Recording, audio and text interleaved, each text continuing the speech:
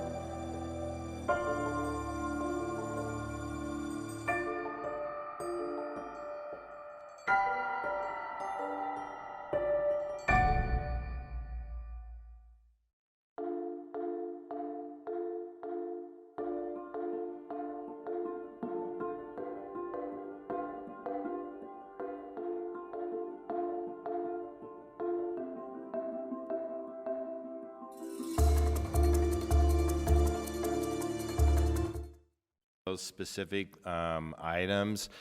We still want to capture those for you, but I wanted Jennifer to kind of make this, here's how we're proposing to wrap it all up in a pretty package kind of pitch first.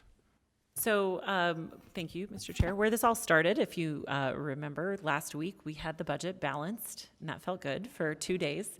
And then we found out on Thursday that when the State Tax Commission posted their actual new growth revenues, that they were $1 million short of what the mayor's recommendation was for new growth. And so I think that was the genesis for a lot of this conversation. Since then, we've also found that there's an additional shortfall in the judgment levy. We just found out that this morning. So this proposal sort of addresses all of that. Mr. Chair, could I ask that Jennifer, just in a nutshell, for the public's sake, talk a little bit about why we find out on June 8th and what kind of estimates we are and aren't able to do leading up to that point that leads to us having to deal with a shortfall in the final weeks of the budget. Okay. And before you do that, Jennifer, it may lead into a little conversation about how we're projecting new growth, stabilization, because that changed this year. And so that's a factor of this, in particular, $1 million was the change in state legislation. Right. So I'll just say, in general, it has always been the case that the mayor presents the budget not knowing what the actual property tax revenues are going to be. That's been the case as long as I've been here and probably well before that. The June 8th date is actually a date in state code. And when we visited with state lawmakers about backing up that date so that it's at a more useful time, because even for the administration, it would be useful to know what the actual numbers would be. There are so many agencies involved in producing those numbers that June 8th is literally the first time that all agencies have their sufficient time to do their piece of the work and wrap it all up for the cities. So absent a change in the state law that backs up that deadline, I think that will be our reality going forward. That said, I think in previous years, the projecting of new growth was totally shooting in the dark. The formula would take into account centrally assessed property and personal property in a way that would sometimes offset what you would see in the sky in cranes and in building permit data as clear evidence of new growth. And sometimes that new growth would be wiped out by depreciations in centrally assessed property, things like airlines when they go and have their lawyers argue for a lesser amount.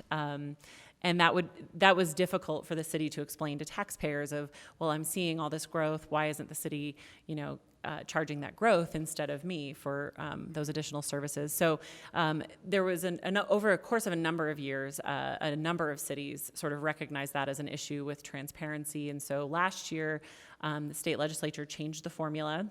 And the way that we understood the formula was changed would take into account essentially real property, centrally assessed property, and personal property all in their own silos.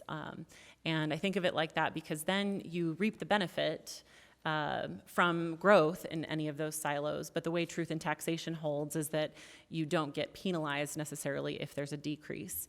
So for example, this year there was a decrease in centrally assessed property, but we weren't penalized for that centrally assessed amount because it was in its own silo and wasn't negatively affecting our real property new growth. So the formula did what we expected it to do.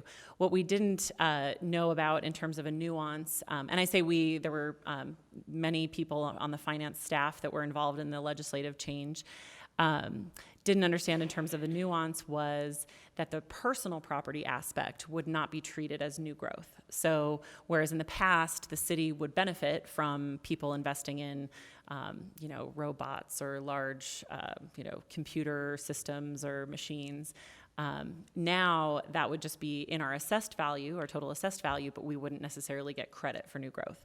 So the mayor's recommended budget actually used quite a bit of actual data to project this year's budget, which is a first. I think in previous years, there was just too much unknown in the formula to even try to use building permit data to project new growth. And this year, they were actually able to do that, which is a good change, I think, in the long term for the budgets of the city. Yeah. And they were actually pretty accurate Yeah, on very. those projections. Yeah. Very.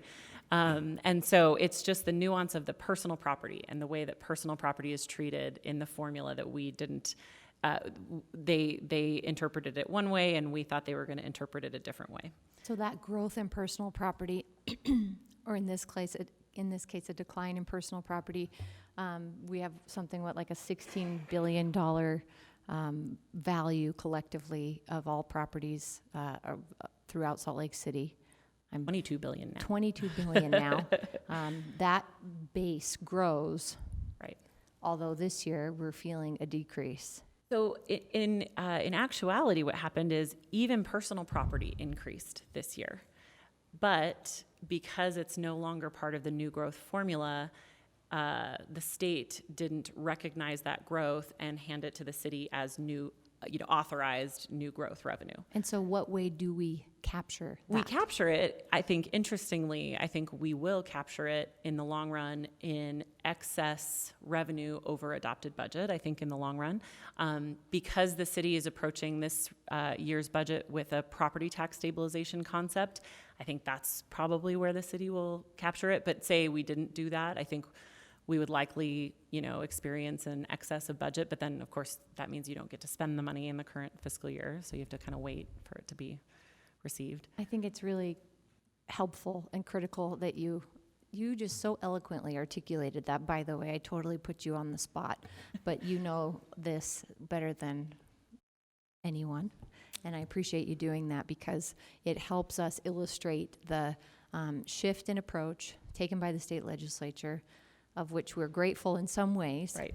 but that the growth, that there actually is a growth in property, but not that it isn't recognized in the way that we had anticipated it to be. And so as we look at solutions for resolving this shortfall, that we can actually recognize the real growth and the tax revenue that will be coming to Salt Lake City, hopefully, as assuredly as we can hope. Right. So thank you, Jennifer. And I might also remind council members and new information for those of you who weren't here, this actually started in our RDA several years ago when we froze the collection in the Sugar House area to make sure that we could track the new evaluation, because our concern under the previous models the state was using, that we could not verify that new growth fell into our budget as a collected new growth tax revenue once an RDA district was dissolved Right. or expired. And so we kept that in place, and we literally just collected the money and passed it through to our taxing partners so that we had a couple of years in the state legislature to say, this is something we want to try to fix. So Salt Lake City did a lot of that initial work on getting this formula corrected. And I think this is the first year we've done it, and we had a little bit of a misinterpretation glitch, but I think everyone understands it now. Yes. I also just want to suggest that you may hear some comments that Salt Lake City is the only entity that's experiencing this challenge. And what we're finding is that Salt Lake City is one of the more sophisticated in finance, in particular in projecting revenue.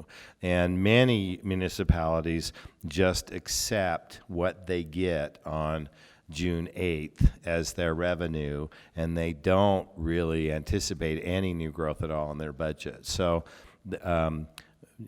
we are pretty incredible, finance and council staff, Jennifer, in looking at how can we truly project what those revenue dollars are going to look like in the upcoming fiscal year. And most municipalities do not do that. Right. I think in a lot of municipalities, they see it as sort of a risk. And it used to be a risk. I think the formula wasn't reliable previously.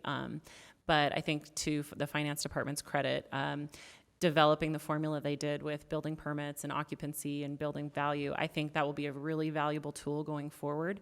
And the whole intent is to be able to provide the services for this new growth. And so you want to be able to budget for it. So if a new building goes up and you need police officers or firefighters, you want to be able to put that in the budget. You don't want to wait until you get the new money and then, provide the services, too late.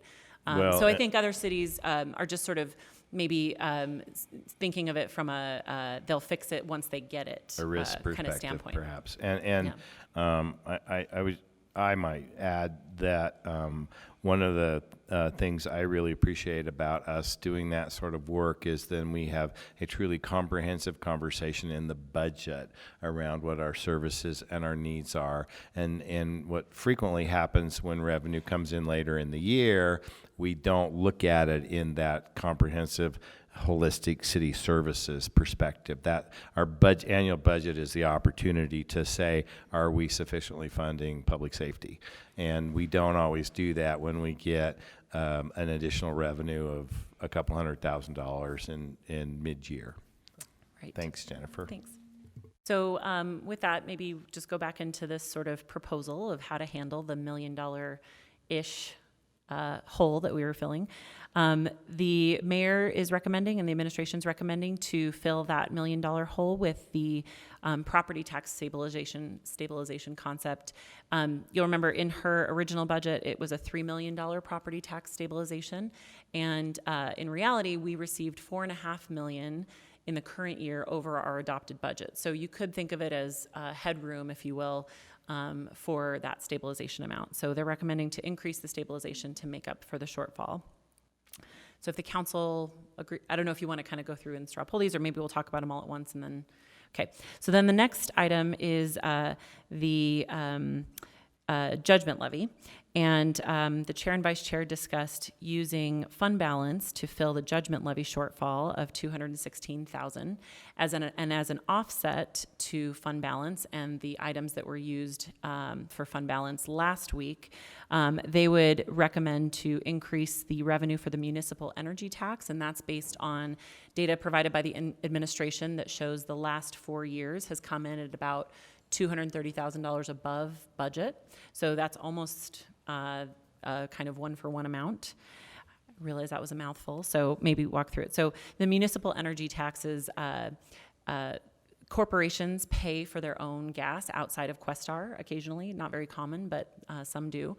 And so they're required to pay a tax just like Questar is required to pay a franchise tax. And so that amount has been budgeted at $500,000 for years and never been increased, but over the last 4 years consistently it's been $230,000 or above. And so the administration, at least the finance department, feels comfortable if the council wanted to increase that to sort of offset the usage of fund balance this year. And that's an ongoing revenue source, so that's not sort of one-time revenues. And then again, using fund balance to make up the judgment levy shortfall. Overall, this would reduce the usage of fund balance by about $50,000. So it would reduce it from about $20,000. It would reduce it from $300,000 to about $280,000. And partially in response to some concerns that were raised by Councilmember Johnston last year about where we are with fund balance. And Jennifer, could you just share with us, with the council, where your fund balance numbers are? Yes. Sorry, got you off guard. So assuming fund balance usage of around $300,000, let's say give or take a couple thousand, you are $2.3 million above 10%, assuming a very conservative amount of dropping to fund balance this current fiscal year. That takes you at about 11.5%, 11.6%. So. Thank you. So that's. Do you want to mention the library as well? Sure. The library also experienced a shortfall, just like the general fund. It's $95,000 short. So the library would recommend one option is to just increase the property tax increase. That would provide their needs on an ongoing basis, which, new growth would have been ongoing. An alternate would be to consider the judgment levy for the library fund, which was a little bit higher than they had budgeted. So. But would just be one-time funds. but would just be one time and would have to be addressed next year. Any questions so far, council members? Are we all good then? This proposal provides recommendations for the revenue for the $1 million discrepancy in projections and actuals from the state. It shifts some of our fund balance draw that we proposed last week over to this energy fund, but we still have a minor fund balance draw in order to make these balancing recommendations. And I should point out I think the nuance of using fund balance to make up the judgment levy shortfall is that really is a one-time source to pay for a one-time need as opposed to some of the other items which are more ongoing. So, Mr. Chair. Yes, I just Aaron. wanted to thank David Litvack's here from the administration, but thank the administration for bringing us some ideas and feasible options for matching this shortfall in such a short amount of time. Any other questions or comments? Yes, Andrew. Could you go back to the fund balance analysis again for FY 18, I believe?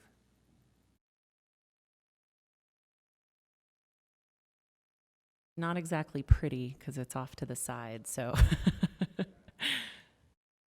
We raised it about 1% essentially. Well, let's see. After usage, a little less than 1%. right. So you can see that at the end of fiscal year 17, towards the top there, you're at about 2 million above the 10% level. There's a couple of factors that go on that adjust fund balance. So it's not just that you're relying on money being deposited into fund balance that's not spent in the current year. The 10% threshold actually floats up as your total general fund revenue floats up. So that 10% target changes every year, which is fun.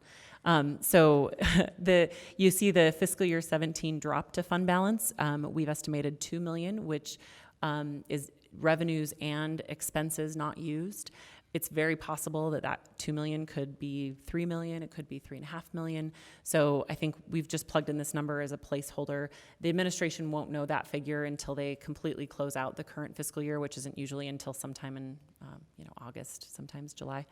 But that's just sort of to get a sense of what might happen to fund balance. And then we've used the revenue from fiscal year 18 to figure out what our new 10% level is.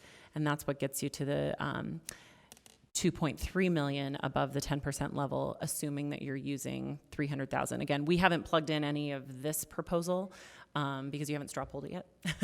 But once we plug this in, it would essentially be 280,000 from fund balance instead of 301,000. And that puts us at about 11% for the budget.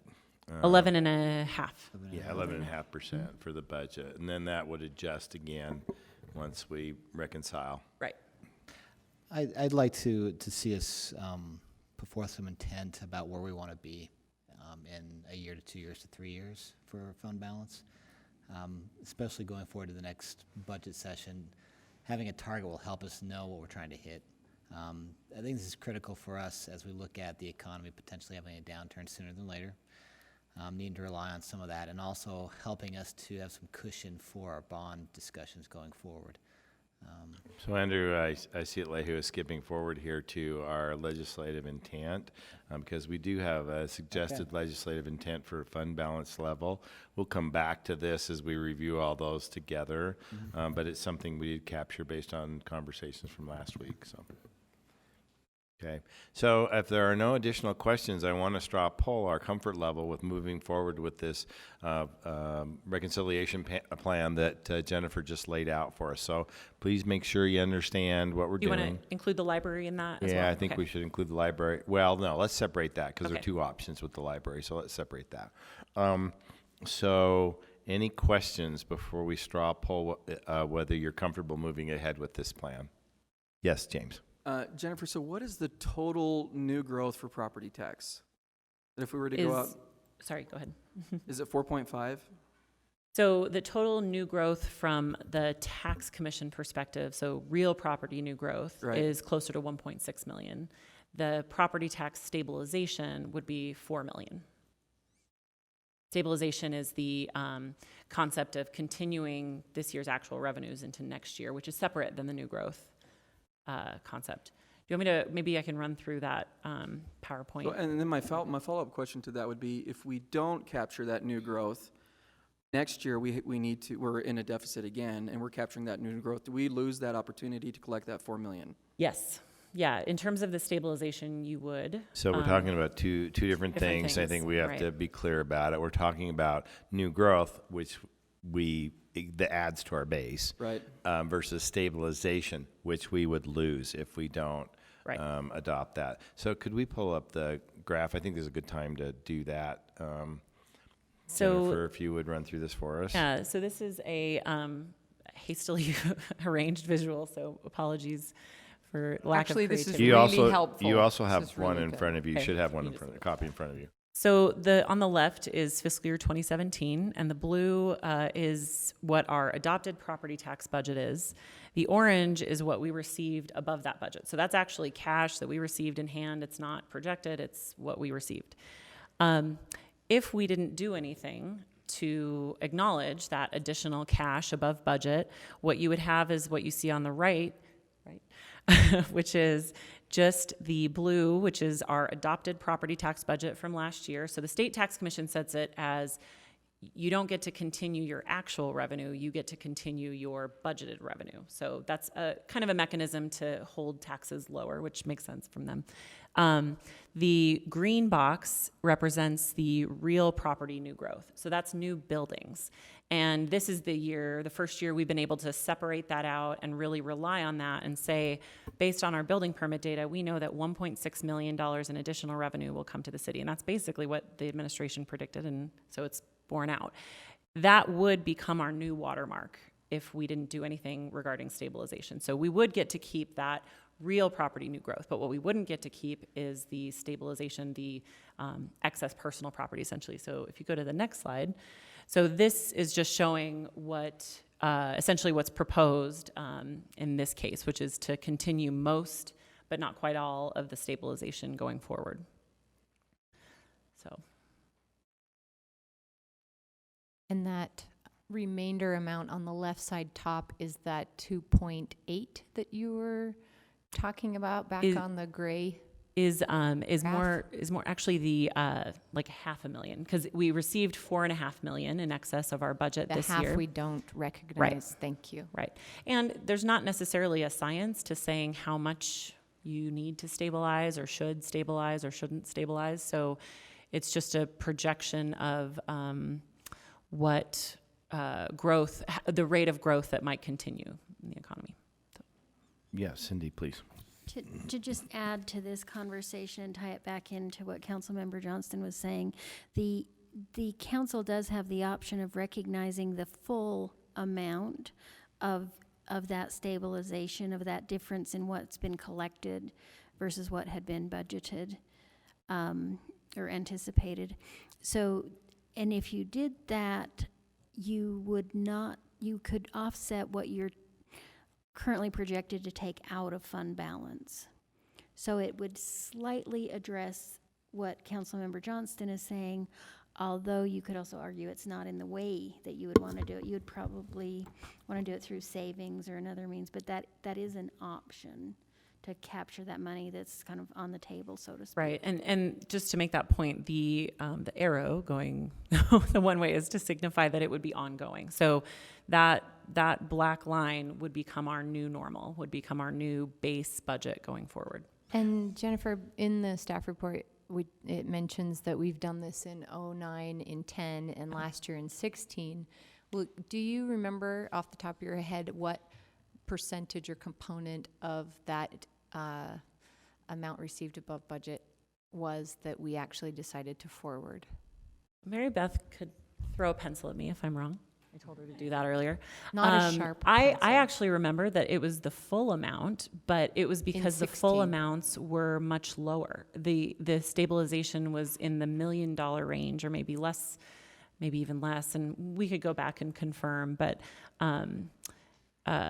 I think the first time it was done, it was in the couple $100,000 range. And so it was 09. just sort of a creative way to sort of capture inflation essentially with property tax. So Jennifer, did you expect to go through the rest of this? Because I think it's valuable as part of the conversation about whether or not we want to capture all of that. Okay. So the question of who pays has been raised by a couple of council members, and is it a tax increase or is it not a tax increase? And the difficulty I've had is that I haven't been able to answer it with one sentence. So I've answered it with 2 slides. Bear with me. So if the economy is growing at the same rate it is now, you have existing taxpayers paying the blue portion, which is our base budget, and new investment, largely in personal property, is representing that growth that was sort of unexpected, that is sort of above what we were planning, that has resulted in our additional revenue. If the economy continues to grow as it is, then you have your existing taxpayers paying that blue portion, the new real property people paying the green portion, the new buildings, and then additional investment in personal property continuing to pay that stabilization, continuing to pay that portion of the increase. So in theory, if the economy keeps growing, existing taxpayers would not see an increase. However, the next slide, if the economy doesn't grow, someone has to pay it because we've set that watermark at a new level. And if there's no new investment in personal property there to pay that orange portion, then the existing taxpayers do.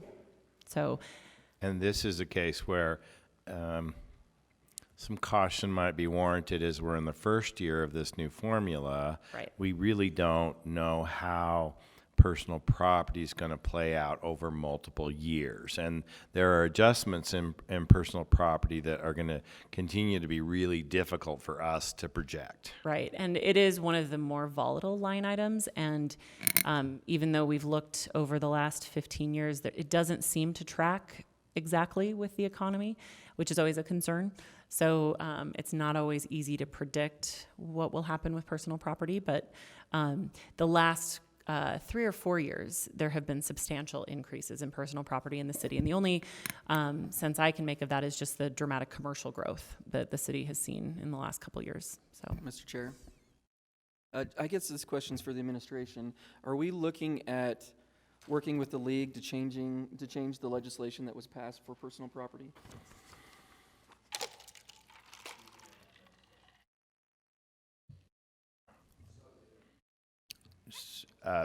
Sounds like a good question. There'll be some follow-up. That's what I Follow think up I with that. am interpreting from over there. Because remember, this has been less than a week that we've Oh, known yeah. about this. So Well, that's why my question. I'm just wondering if there are other cities or municipalities that are worried about it as well. I think that it's very likely that other cities are experiencing it, but haven't budgeted to the dollar the way we do in our city. And so it's likely that they receive it and it's treated as mid-year excess revenues, or if they don't receive it, truth in taxation holds them harmless. And so a lot of times, if you don't get into the detail of the state tax commission system, you wouldn't necessarily notice it. But and especially, it actually started a number of years ago because the Economic Development Department, of all things, wanted to be able to offer incentives and property tax rebates. And so that's kind of what started the conversation, is that we could never accurately predict what a business's property tax might be, even if it was a new business to the city, because it might have been offset by some centrally assessed thing going on. Now, I think going forward, we'll have a better understanding. So, It's just really frustrating because I think most people think that what they've done is they're saving the taxpayer money, which they're not. We know that all this is just equipment or merchandise for those businesses, and having that shortfall actually puts the burden back onto the residents of it Salt Lake can. City. yeah. it can, in particular, if we see a leveling or a decline in economic growth. And if you wouldn't mind showing that last slide too, I think this is really valuable So this from a is dollar perspective. Yeah. The finance department put this together, so again, thanks to them. Just comparing what an average value home paid to Salt Lake City's portion of the property tax in 2016 compared to what they would pay under this new proposed stabilization, so with the $4 million proposed stabilization. So they're actually, because our value increased so dramatically to $22 billion, the rate floats down. And so when the rates flow down, people pay less. Obviously, people don't tend to complain to us when they pay less. And there are many other things that are on their property tax bill that they're probably paying more for. But in terms of the city portion, they would be paying less. Now, the caveat is that by truth in taxation law, we have to advertise as if there were no stabilization on the table. So it is an increase from a purist understanding of truth in taxation law. So the city will have to put advertisements in the paper. The language is actually determined by state law, so there's no clarifying that we can do of it. But it is a tax increase from truth in taxation law perspective. But again, that has to do with the concept of your budgeted revenue rather than your actual revenue. So from a legal perspective, a legally defined perspective, we're talking stabilization is a tax increase, but from a reality perspective, you should anticipate a little bit of a drop for an average household if we go ahead with it, which is a little confusing for people. And of course, like Jennifer said, people don't look at our line item on their property tax budget. They look at the total, and the total will probably go up based on the school, the county, all others. Mosquito abatement, I'm sure, is through the roof. Right. I'm kidding. But there are so many things combined there that Right. they look at it as the overall impact of property tax increase. Any questions for Jennifer? Is this helpful? Okay. So straw poll? So let's straw poll if we're going to separate out the library, just because there are two options with the library. So let's straw poll if we're comfortable going forward with this package reconciliation that the staff has proposed. Yes, Yeah, one more Andrew. clarifying Sure, question. I sure. apologize. We talk about this on a year-to-year basis, but it can hit you multiple years in the future. Is that accurate? If the economy were to stall, growth stalled, say 5 years out after the stabilization, it could hit you at that point? I'm trying to think. I maybe from the perspective that the tax rate, assuming that the taxing entity wouldn't decrease the tax rate, Yeah. since we don't typically do that, but we could. But yeah, I mean, I think Assuming we If- didn't decrease it. Yeah. assuming you didn't decrease it, if you kept the rate as is and there was a contraction in the values, then yes, everyone would pay more because the rate would float up to sort of make up for that contraction in values. Yeah. And we did see that a did. little bit in the recession when the housing Yeah. market bubble fell because the rates went up to compensate for that drop in value. Right. And homes did lose value. Properties did lose value. So we did see that 2010, 11 adjustments. Yeah, it's just important to say if we anticipate a drop, depending on the size of the drop in the economy and loss of value, et cetera, this will hit at some Yes. point. And that's where the discussion of is this a tax increase or not comes in, is that Right. if you anticipate it won't happen, then no, this is not a tax increase. If you anticipate that it will happen, it's a question of how big an increase it will be. I was going to say, I think that's the difficulty, is it's impossible to know. The last drop was $5 billion in value in the 2009 recession. So the city lost $5 billion in value in 1 or 2 years. Yeah. So it's just a matter of what the next one looks like. And I think, Andrew, also for me, there's some comfort level this year, because if we just look at simply construction that's currently in place and has not hit the tax rolls yet, we do have some pretty clearly identified prospects for new growth in the next year and probably following. I think that as the economy slows, I think we need to be far more critical of our process doing this, because it really works well in a growing economy. But any kind of slow leveling or certainly any decline starts to create some real challenges. But That's an important theoretically, piece. new growth, if we don't get overly aggressive with this, new growth will help catch up to that base that we have. And so we could, over time, reduce our risk to having a significant impact in a leveling or a decline. Because that's an important discussion piece about all the unknowns in this Yeah. equation, obviously. absolutely. But how far out do you anticipate, if you forecast an economic growth, right, in some percentage, how far out can you stabilize enough, essentially, in the current stabilization to make it not as big an issue? And That's an interesting question for us to look at. So coincidentally, and I'm going to take us down a little rabbit hole, one of the things that the Kim Gardner Policy Institute is doing for the state is they're doing 10-year projections for revenue. I think that would be incredibly helpful information because we haven't done that in the past.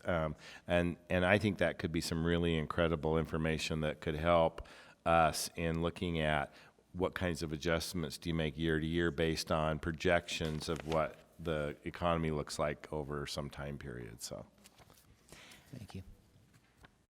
okay, any other questions? We're going to straw poll whether you're comfortable going ahead with this recommendation from the chair, vice chair, and the staff in closing that revenue gap. So I would ask for a thumbs up if you're comfortable going forward with this. Thumbs down if you are not. Looks like we are unanimous. Thank you very much. Okay. I want to split out the library. There are two options with the library. There's an option they're $90,000 short. We can, and they have a little extra money in their judgment levy for this year, $200. They have about $20,000 extra in their judgment levy. Oh, $20,000 extra. So we could offset it with judgment levy, or their recommendation is to increase their property tax rate by a tiny, tiny fraction to capture that $90,000. That will help them going forward because it changes that whole rate. The $20,000, if we did nothing, the $20,000 would be one-time money for them this year. So they'd end up with a $70,000 deficit this year, but a $90,000 going forward. Any questions? And there hasn't been a tax increase for the library since 2004. That's correct. Any questions? Let's straw poll a tax increase for the library to capture the $90,000 shortfall first. All in favor of doing that, thumbs up. Looks like we're unanimous. So you get a library. I see library folks in the audience. It looks like you have an additional $20,000 this year to upgrade facilities. One time. One-time money. Pay for that facilities audit that you're looking at doing. So, great. Okay. Jennifer, I'll let you lead us through the next items. So there was one other item that was relating to compensation that was also something that council members were interested in looking at with relation to the fire compensation and adding a step. It's been recommended by the mayor. The union negotiations have concluded, so we're free to talk about it in public. And the administration's recommending paying for that with half with vacancy savings in the fire department, which is actually a pretty common tool that we've used in years past, but it's not included this year. So it would be a relatively small amount. And then half with one-time funds from suspending this year's payment to the Cultural Core Fund. And the remainder of the Cultural Core Fund they would use for something else that we can discuss later, but I didn't know if we wanted to talk about the fire compensation first. I think you probably have to talk about both. Okay. I think, well, let's start with the fire compensation. Is that an ongoing expense? It's not a one-time expense. It is ongoing, and my apologies, I should have noted that it starts as of January. So it's a half a year ongoing expense. So this year's budget would include money for half the year, and then next year's budget, you would need to find funding for the full year. Which would be approximately $180,000. Right, and so the 80-something thousand would be built into this year's budget. Any questions about that? Mr. Chair, Yes. I just want to state that I have, I'm grateful that the administration has worked through the negotiating process with fire to come to a conclusion here that they can accept, and that we can have a year to come to an acceptance, unlike last year at impasse. So I am also grateful that they've come up with some funding recommendations to make those negotiations come to life, even if it is in January. So yay Good for with that. coming to Okay. conclusion. Any questions specifically about the fire compensation? So before we take a vote on that, could we talk a little bit about the funding source for this? It's a one-time funding source. Right, so $37,000 would come from the fiscal year 2018 transfer to the Cultural Core. And a number of years ago, the city entered into an interlocal agreement with the county to provide a sort of portion of the sales tax generated downtown, capped at $250,000 a year, to promote arts and culture in the core of the city. The city attorney's office has looked at the agreement and determined that the city has the ability to withhold funding. And the administration believes that because we funded the agreement a full fiscal year before the county did, that in a sense we are sort of a year ahead of our required match, and that it wouldn't violate the spirit of the agreement if we were to sort of withhold this funding. And I think the administration was just trying to come up with a funding source that would be agreeable. And So what they're suggesting is that we're $250,000 ahead of the county in providing revenue to that fund. right. And they recently awarded, I believe, a contract for the first time for the management of the cultural core. Right, and I think and that was well below their total amount. We don't. This would not impact that in No. any way. No. Okay. Any questions about that cultural core funding? Okay, looks like we're good. So let's do a straw poll on the fire steps. All those in favor of providing that effective January 1, thumbs up. That's unanimous. Let's do a straw poll on funding source of the cultural core one-time money. All in support of that, thumbs up, please. Looks like we're unanimous there too. Okay.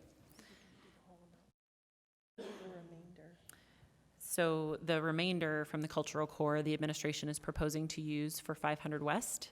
There's a proposal for a secured parking lot that was originally proposed to come from Class C funds, has since been clarified that Class C funds are not eligible, so. So before we get to Sorry. that, Yeah. let's go through our other unresolved issues, because I Okay. want to give some time to the administration for that and Okay. anything else they want to bring to us. So could you just Okay.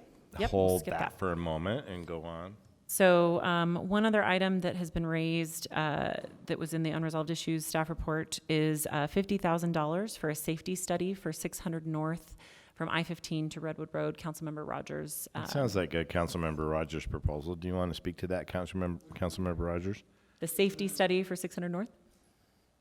I don't remember which budget amendment it was. Was it last year?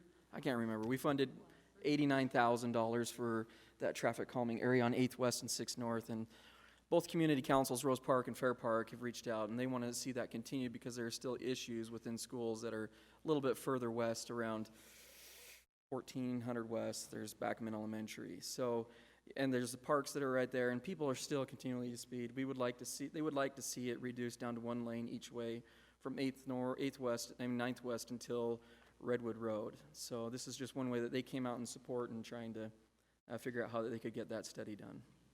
And we have is that an estimate provided by the administration for $50,000, James, or is that a estimate provided by us? We made it up. We made it up. Okay, I'm just wondering if we've had any verification Uneducated guess. based on experience. So that's a little better than made it up. Triple that. So, okay, based on experience and an educated guess, $50,000. And have you identified a funding source for that, James? You know, I haven't. I just thought, I don't know if transportation, what kind of funding they've got currently in their transportation fund, but if not, it just general fund balance, budget amendment, if we can't get it done here. So questions, council members, to Councilmember Rogers. I think this is, you've got a great engaged community there. We saw them come out, and I'm glad that we got some money to initiate the first one. But I'd like to consider this after we get past this budget in our next budget amendment, after we start to see some real numbers from the closeout of the last year's budget and can put it into different context. So James, is that something that's acceptable to you if we look at this at our August or September budget amendment? Absolutely, and I'll reach out to community councils and let them know that it's not dead, that we're just going to bring it up in the next budget amendment. Okay. I'm sure they'd appreciate that. Thank you. I appreciate also the effort and concern we've expressed about tapping into our budget right now. So I know that it's upon us to resist that temptation. So thank you for that. Would we need some more clarification on the exact amount? Or are we comfortable with 50,000? We may be able to get some refinement from transportation. Work on that between Yeah, now and then. Yeah, okay. Thank you. So the next item is golf, and just wanted to draw the council's attention to the bottom of page 4 and most of page 5. There's a series of legislative intents. Lehua also has them up on the screen since since the printing of the staff report, just evolving in terms of the exact wording and some of these legislative intents. Some proceed to the notion of a contingent appropriation, so you might want to think about that. Just wanting to go through them and make sure the council is okay with them before we include them in the motion sheet tonight. So before we go into those, because I noticed that there's some modifications in red up on the screen, and I'm assuming those are modifications more recent than our staff report. Did anybody have any comments or questions based on the review of the staff report that you wanted to illuminate in the context of golf in this discussion?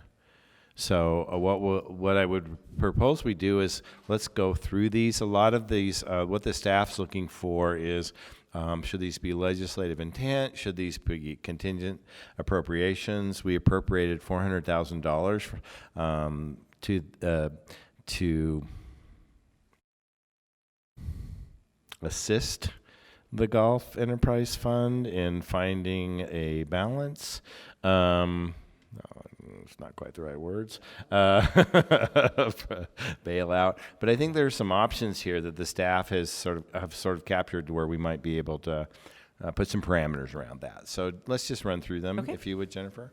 So the first, I'll just start, just want to, is to formally recognize in concept the value of expanding the recreational use and community participation at all city golf courses. And that stems from extending the concept of expanding community use, not just at the Rose Park Golf Course, but that's a valuable concept to investigate at all golf courses. So any questions or comments about that? That's something that's come up in some of our discussions, but we haven't actually straw polled that to see if some of those activities might be valuable in other parts of the system. Any objection to suggesting the Golf Enterprise Fund explore that? Yes, no, maybe, I'm not sure. Andrew, and then Aaron. Sort of takes us down the road of, is it a Golf Enterprise Fund or are these public amenities again? And I think we haven't gone there yet. It's broad enough where we could leave it as is, but it doesn't say that we're going to take the Enterprise Fund and start looking at it as more of a citywide resource other than just golf. So you're okay with this wording, but you're cautious about being too specific about expanding that to recreational. yeah, because this facilities. came up from one particular golf course with a significant financial Yeah. challenge, and so expanding it to the entire system that doesn't all fit that is.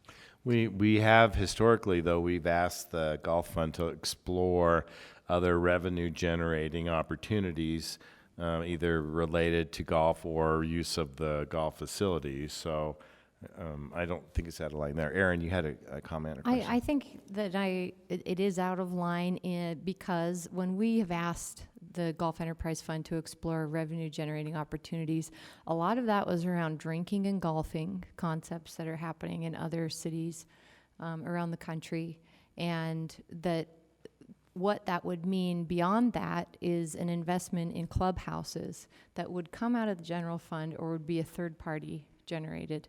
And we've said no to the first, and we haven't even begun a conversation on the latter.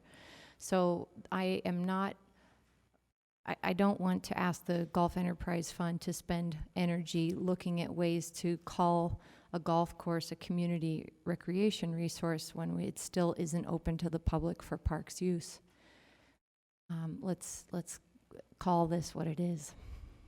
So, and I'm wondering if there's some wording change, because I actually think I would be interested in having the Golf Enterprise Fund look at some revenue generating expansion at their facilities, but maybe it's the expanded recreational use that's getting us hung up here a little bit, because maybe that's implying broad, just no fee-based revenue or expanded recreation, and I'm thinking more of the Revenue generating. revenue generating options that other golf courses are exploring. For other types of recreation, cross-country skiing up the canyon, perhaps, soccer golf, or that sort of thing. We can add recognizing the value of expanding revenue-generating recreational use and community participation at all city Is golf that courses. creating comfort level, or should we get rid of this one? I feel better about that. I feel better. I just want to make sure if enterprise funds should stand alone in a lot of ways. Yeah, We shouldn't yeah. enterprise too much. My intent was not that this Yeah. this was something in our history of conversation with golf, they've resisted anything that's not golf. And I do think some other courses across the country are being really innovative about other ways to generate revenue. So The other part that we heard really quite adamantly from the Rose Park community as they came out to our public hearings in the last couple of years to support their golf course is that they don't need another park. They don't want more recreational opportunities of that brand in that area. So this idea of turning Rose Park Golf Course into park-like amenity is contrary to what the community has told us they want. So what I would like to prevent is a response that is responding to this, if we were to straw poll this in a yay, where they come back and say, okay, we're going to increase community participation like you requested by building a new facility on the golf course where community council meetings and other public meetings can happen. Understand. That's not what I'm looking for. I understand, and that's not what I'm looking for either. Perhaps if we reworded this, because I think there's some sensitivity to the proposal for recreational use, to expanding revenue generating opportunities in all of City Golf. Does that get us to a better place? Because my intent is to say, how can you enhance the revenue in the golf fund, not how can you add services that are going to require ongoing general fund subsidy. So can we capture that? Yep. So right now it reads, formally recognizing concept of the value of expanding revenue-generating opportunities at city golf courses. That work? At all city golf courses. Let's do thumbs up or thumbs down. Are you okay with that wording? Thumbs up? Unanimous. Thank you very much. Okay. I thought we'd breeze through these, but we're not going to, so. It's golf. Maybe it's just the first one. It is golf, yeah. Express a willingness to fund the subsidy requested by the mayor to begin to move the course in that direction while retaining the course in the Golf Enterprise Fund. I think this is referring to the Rose Park Golf Course, even though it's not worded exactly. So to begin to move the Rose Park Golf Course in the direction of a community golf course while retaining the course in the Golf Enterprise Fund. So I don't hear that we want to keep it in the community golf course realm, that at this point we want to keep it in the enterprise fund, but we should probably straw poll that. So, And Mr. Chair, we're having a deeper discussion about this in July, right? yes, we are. So before we even straw poll that, I think that should be part of the policy discussion that we have in July. So would you prefer pulling this one out I of would. this funding component? Are you, council members, it looks like we're getting lots of nods for that. Anybody opposed to pulling this one out? Okay. remove that. The next item is to track any subsidy given to the golf fund from the general fund this fiscal year for possible reimbursement. There's been some discussion back and forth with the finance department about the mechanics of that. There's some complications apparently with the concept of receivables and loans that we weren't aware of that relate to our bond rating and our bond eligibility. So potentially we could track it as a loan document recorded in the city recorder's office so that it's not just relying on the memory of existing staff to remember that it's a loan that needs to be repaid. So Cindy, I don't know if you have anything you want to add, but. So, and before Cindy comments, I think this was just the staff looking at a mechanism to potentially repay the general fund should there be revenue generated in the future. It's not an obligation to, based on this wording, but it would track it. Yes. We were coming at this from two different directions. One is that we have a lot of public information requests about any subsidy that goes to the enterprise fund.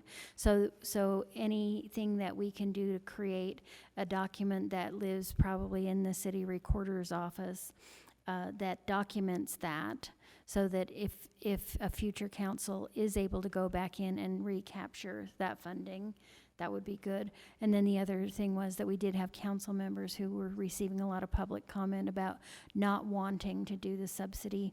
We couldn't see a way around the subsidy for this year, so the next best thing we could think of was documenting it. So we didn't give the finance department very much time to think this through.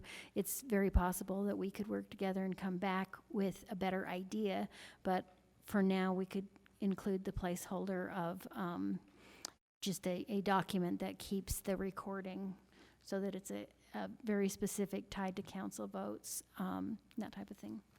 Aaron, then Charlie. What can you speak to, or maybe our city attorney can speak to the legality of the general fund really continuing to subsidize this enterprise fund? Do we have someone We'll here allow who Margaret to come up can and talk to us about that a little While bit now? she's coming up, my recollection is it's really vague language, that there's not a period of time that you have to stop doing it, but My that's what the recollection is that there was some experts do. conversation about saying we can do it, but there needs to be a plan. It can't be a deliberate, ongoing subsidy, that there had to be some plan for stabilizing the revenue and expenses, but That was don't my know what- recollection also. yeah, but I don't know that there's a time frame set out for what that plan. And I don't have a good answer at my fingertips. I'm like you all. I know the touchstones from the Fiscal Procedures Act and what we've talked about before. I'm happy to drill down. I just haven't done it recently. So So- that's something we need to have for our policy conversation coming up this summer. I've thought about making this funding then based on the desire for a plan and not a continuous bailout, that this funding be contingent on a RFP for third-party management or other. And we have that incorporated, so we're getting to that. So this component would just allow the city an opportunity to track what any general fund subsidy looks like. And then we have wording that says for possible future reimbursement. I think that is a maybe softer way of saying that it leaves the door open to figure out a mechanism to repay. It's probably not as strict as the sort of loan to receivable kind of concept. So just wanting to make sure that that's what you guys intend. So yes, there's Charlie. I'm sorry, I forgot to go to you, Charlie, and then Andrew. So I'm comfortable with the wording there. I do think that it's important that we have a separate line item for that money so that it's not just given to the general fund.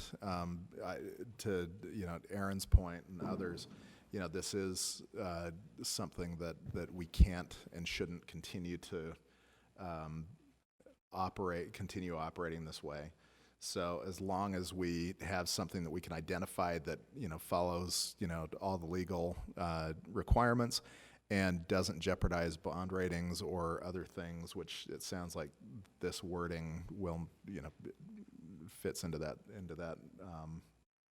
line, I'm comfortable doing that. I just do think it's important that we don't commingle. Andrew, and then I'm comfortable with the wording as well. My question was, in the past, has the enterprise fund subsidized other parts of the city? in Has the better enterprise years? fund subsidized the city? There was 1 year, Cindy knows. Oh, Go no. ahead. Okay. Well, yes, there was a time when the previous administration thought that there was adequate funds in the Golf Enterprise Fund that it could subsidize recreation in general. And they moved, with the council's approval, some money was moved out. It was just over $600,000, I believe. And that has been thoroughly checked by this administration to be sure that that was indeed repaid to the Golf Fund. And it's our understanding that it was repaid to the Golf Fund. There was something that's asked frequently by constituents and we don't have an answer for yet, and that is, are there places where the Golf Fund has paid for watering of adjacent city general fund parcels? And if you're interested in that, you might want to make an official request. I don't know if it would take a lot of work, but that would be something that you could make an argument that the general fund could pay back to the golf fund if you wanted to go into that detail. Well, I was just more interested in, as a policy perspective, saying if it's an enterprise fund and we're saying we want to track what's taken out of the general fund into that, or we have the same thing if in the future it was reversed and we had to track what's taken out of that to subsidize something else. So it goes both ways, it sounds like, so I'm comfortable with it. Okay. Are there any objections to this language designed to track any subsidy to the from the general fund to the golf enterprise fund? Okay, I think we're good. The next item, oh, sorry. But Mr. Chair, I actually would really like to see if the enterprise fund has been paying for any parks. So I think that's one of those things we're going to need to capture for our larger conversation going forward. So staff, if I could get you to track that for us, that would be helpful. Thanks. Okay, the next item is to reaffirm the policy commitment to the golf program remaining an enterprise fund in keeping with previously adopted council golf policy. It's probably a corollary to your previous Any discussion. questions or comments to this intent? Looks like we're good. Okay. Then reaffirming the policy commitment to consider the resolution of the golf fund issues over a 10-year timeline. This is a repeat of a policy commitment that the council, I believe, 2 years ago made, trying to establish a horizon for success, recognizing that it's not the kind of thing that can be turned around in a year or two, but that the horizon would be a 10-year timeline. Any concerns with this, going forward with this language, other than it's 2 years later and now we're on an 8-year horizon? Okay. To schedule a policy conversation early in the new fiscal year to confirm or adjust as necessary the council's policy statements that were established to guide the resolution of the city's golf fund issues. Yeah, And that's that list of half a dozen, Right. 10 policy And this is our statements. our big policy conversation. I don't assume there are any objections to that, but I'll check. No objections? Okay. Yes, Aaron. I'm just, these seem more like our July conversation, but how are they informing our budget decision tonight? Because when Jennifer gets to it, we're going to look at some language that could be a contingent appropriation. Yep. I think that staff was struggling a little bit with making sure that the record was clear about the council sort of adopting a placeholder budget with the intention of revisiting it and sort of why it was revisited. That's not a concept that we typically do. Usually you guys adopt a budget that's your policy guidance for the next year. And so wanting to be really clear to the administration and the public what the purpose is of this placeholder budget compared to future discussions. So kind of setting the stage for it. It's not a perfect solution, but I don't know. And Cindy has a comment. One additional piece is that individual council members were having conversations with us as staff, and we were wanting to be sure that we wrote down all of that so that if there is part of that a council member or one or more council members disagree with, you could have that discussion as a group. So we just worried that we could accidentally misunderstand where the whole group was. So this is our effort to get clarity for ourselves too. Okay. So the next is to renew the council's request. And this was part of the last round of golf issues. We renew the council's request that the administration formally seek proposals from private providers, other governmental entities, community organizations, and others through the issuance of a formal RFP for operations of the full system of city golf courses. I'm going to actually straw poll this one. All in favor of continuing with this intent in place, thumbs up. Okay, we're unanimous. And then related to that, request the opportunity for input on the RFP in advance of its release to help assure that any responders will be asked to address issues of interest and concern to both branches. And that's preserves our opportunity to provide feedback in that process. Thumbs up. Yep, we're good. Yep. Okay, unanimous. And then this gets to Councilmember Mendenhall's interest in contingent appropriations relating to the subsidy. So this gets back to, I guess, relating to our budget that we're considering. So this would be consider appropriating the Rose Park Golf Course subsidy funding in stages based on the council's confirmation that certain milestones are met throughout the year. And this was a staff level brainstorming of how a contingent appropriation could work for this, so please feel free to edit. 50% released on July 1 based on the commitment that the administration has already expressed to work jointly on a solution and discuss options being reviewed by the administration. And that the remaining 50% would be released upon issuance of an RFP that's been vetted by both branches. Any questions about this? All in favor, thumbs up? Okay, we're unanimous. Okay, Great, golf, great. Golf, check check. for now.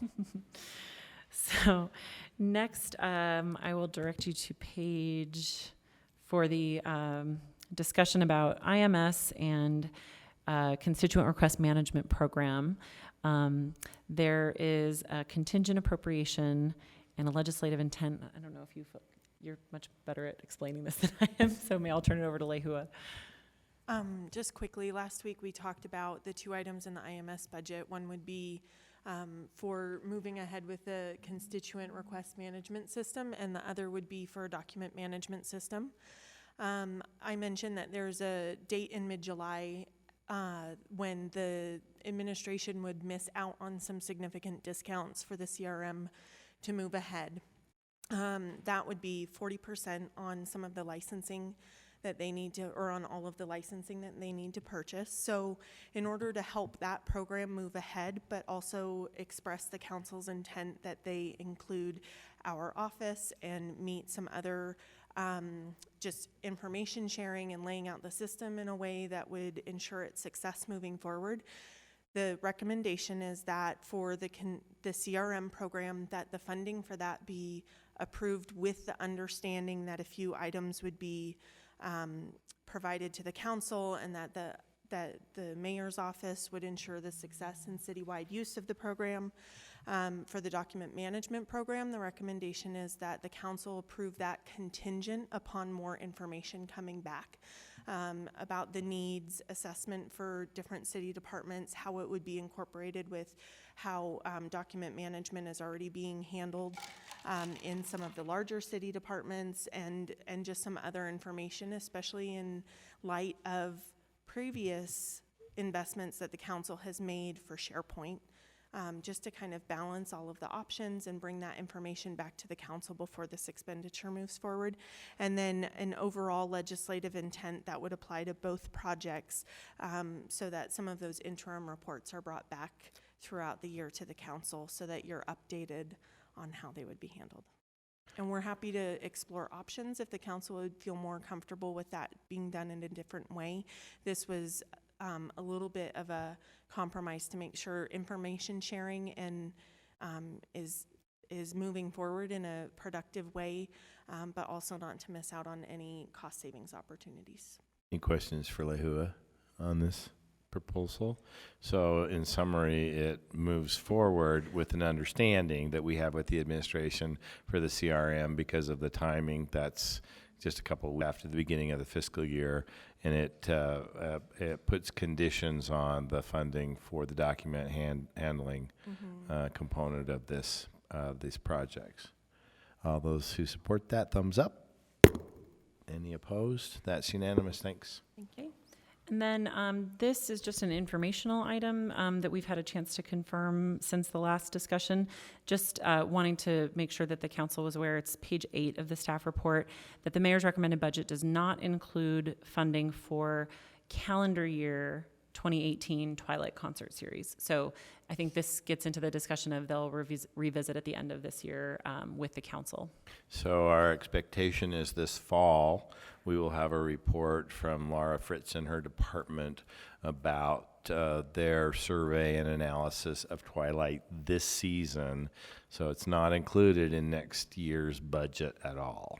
Right, and due to the timing of the concert series and the fact that it's a calendar year, not a fiscal year, if the council wanted to continue it for calendar year 18, it would likely be a mid-year request to get that done. Any questions about that? That's just informational. We don't have a intent around that. Any questions? Okay, that'll come back. And so now I think we're to the place for the administration to come speak? Yeah, Jennifer, so that I'm tracking with you, have you covered all of the things you need to cover? We were supposed to go through the unresolved issues. staff Yes, we were report. My supposed to go apologies. through the unresolved issues. That step. Mr. Chair, So, Yes, Andrew. real quick on Twilight, does that mean that we're looking at just that subsidy we've been talking about, 200,000 each year as not, or are they looking at the entire budget as holding out for? They would need an entire budget. Generally, it crosses 2 fiscal years Yeah. because they have to start their booking and planning How in much one we- fiscal year, and then the season How much are continues we to the talking about then second. for the whole thing? I don't know what the total. from 500 to 750,000, depending on, like, if you look at the backfill shortfall compared to the adopted budget going forward. So, but we could get that exact amount from the Yeah, we can get that. And administration. I don't, David, I don't know if you have any information. I don't mean to put words in Director Fritz's mouth, but my understanding was that she wanted to look at additional fund revenue for funding the program, and that they were experimenting with some options this year, and that they would have a better, if they should go forward with Twilight, they'd have a better proposal for it. Just we this anticipate fall. it would not be a full ask necessarily for that amount, but they'd hopefully come back with a plan that would have, They would have to Lesser come back amount. to us with a partial, at least a partial funding amount for, in a budget amendment for fiscal year 18. And then it would be incorporated in the budget for fiscal year 19, assuming they go forward with something. Could I Yes, Do you mind? Cindy.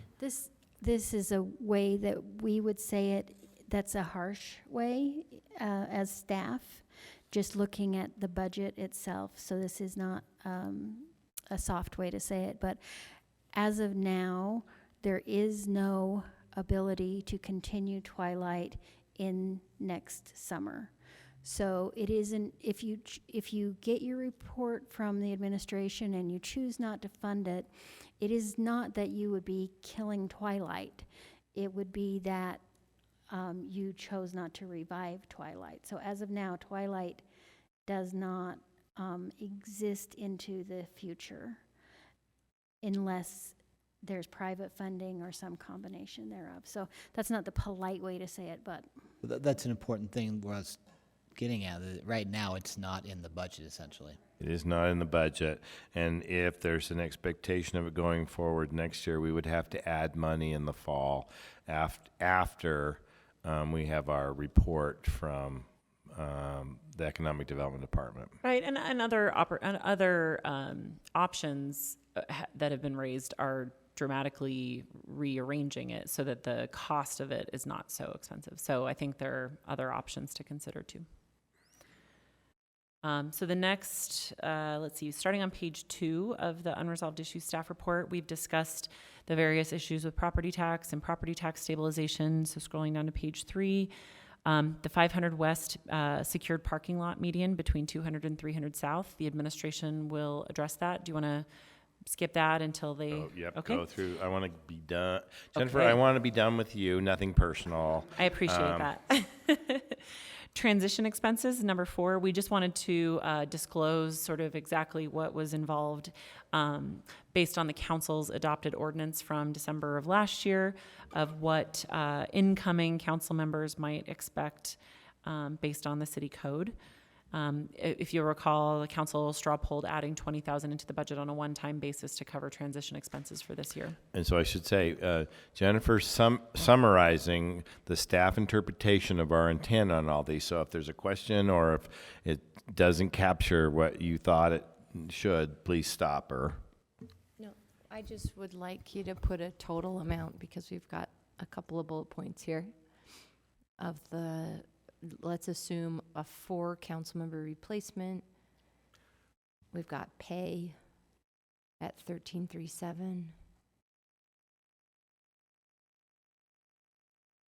Oh, I'm sorry, that's each. So 5351 plus 1500 plus 240. So our 20,000 was an overestimate. It also does not address all the other transition-related expenses and, Which we didn't, I don't think we intended to. okay, so we can, and I'm sad that Cindy just left because I think she had a better concept of what else was included in this. Should be right back. We can come back Okay, to that. we so. can come back to it. In the meantime, maybe Ben, could you do a calculation on what the difference is of that? Yeah. Okay. Sorry, I can't calculate and talk at the same time anymore. So the next 600 North Safety Study that we discussed previously, For the first budget amendment, right? And the library property tax shortfall we discussed, golf we discussed, public utilities bill payment assistance programs. Lehua, do you mind? Okay. So when we had the follow-up conversation about the sewer rate increase, several council members asked questions about bill payment assistance that exists.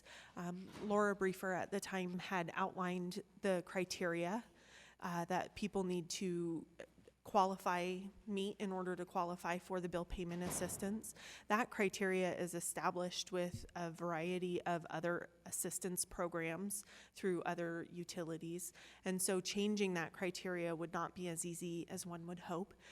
But the two options that the council might want to consider immediately is one, increasing general awareness and availability of the current program. There would be no real additional cost to that. It would be making it more accessible on the web pages and even on the utility bills, including notes about how to access that.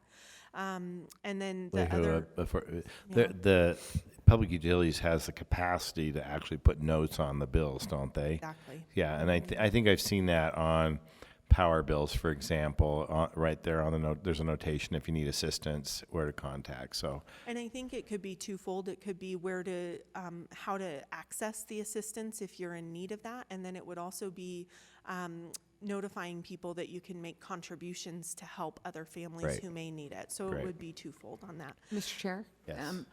My recollection when we were talking about this is that it's only available like one time in a 1 month a year. 12-month Yeah. cycle. And there's, yeah. And we talked a little bit about looking at some other options because generally, if someone is really struggling financially, unless it's been a catastrophic one-time thing, it is more than 1 month that they need help. So do we have any ideas for how to do it long-term? That for would people? be one of those criteria points that we would need to work with the other utilities to adjust if we wanted, and just, that would be a longer conversation to explore. Right. Would we do that independently of them, or would we do it collectively? Because there were reasons to set those up so that they were all synchronized across I the just would love to utilities. flag that for conversation. So Thank you. we may need to have some additional information on that. Thanks, We can Lehu. come back Yes, with that. Andrew. So duration is part of the criteria, not just eligibility criteria, but how much you support them is part of that?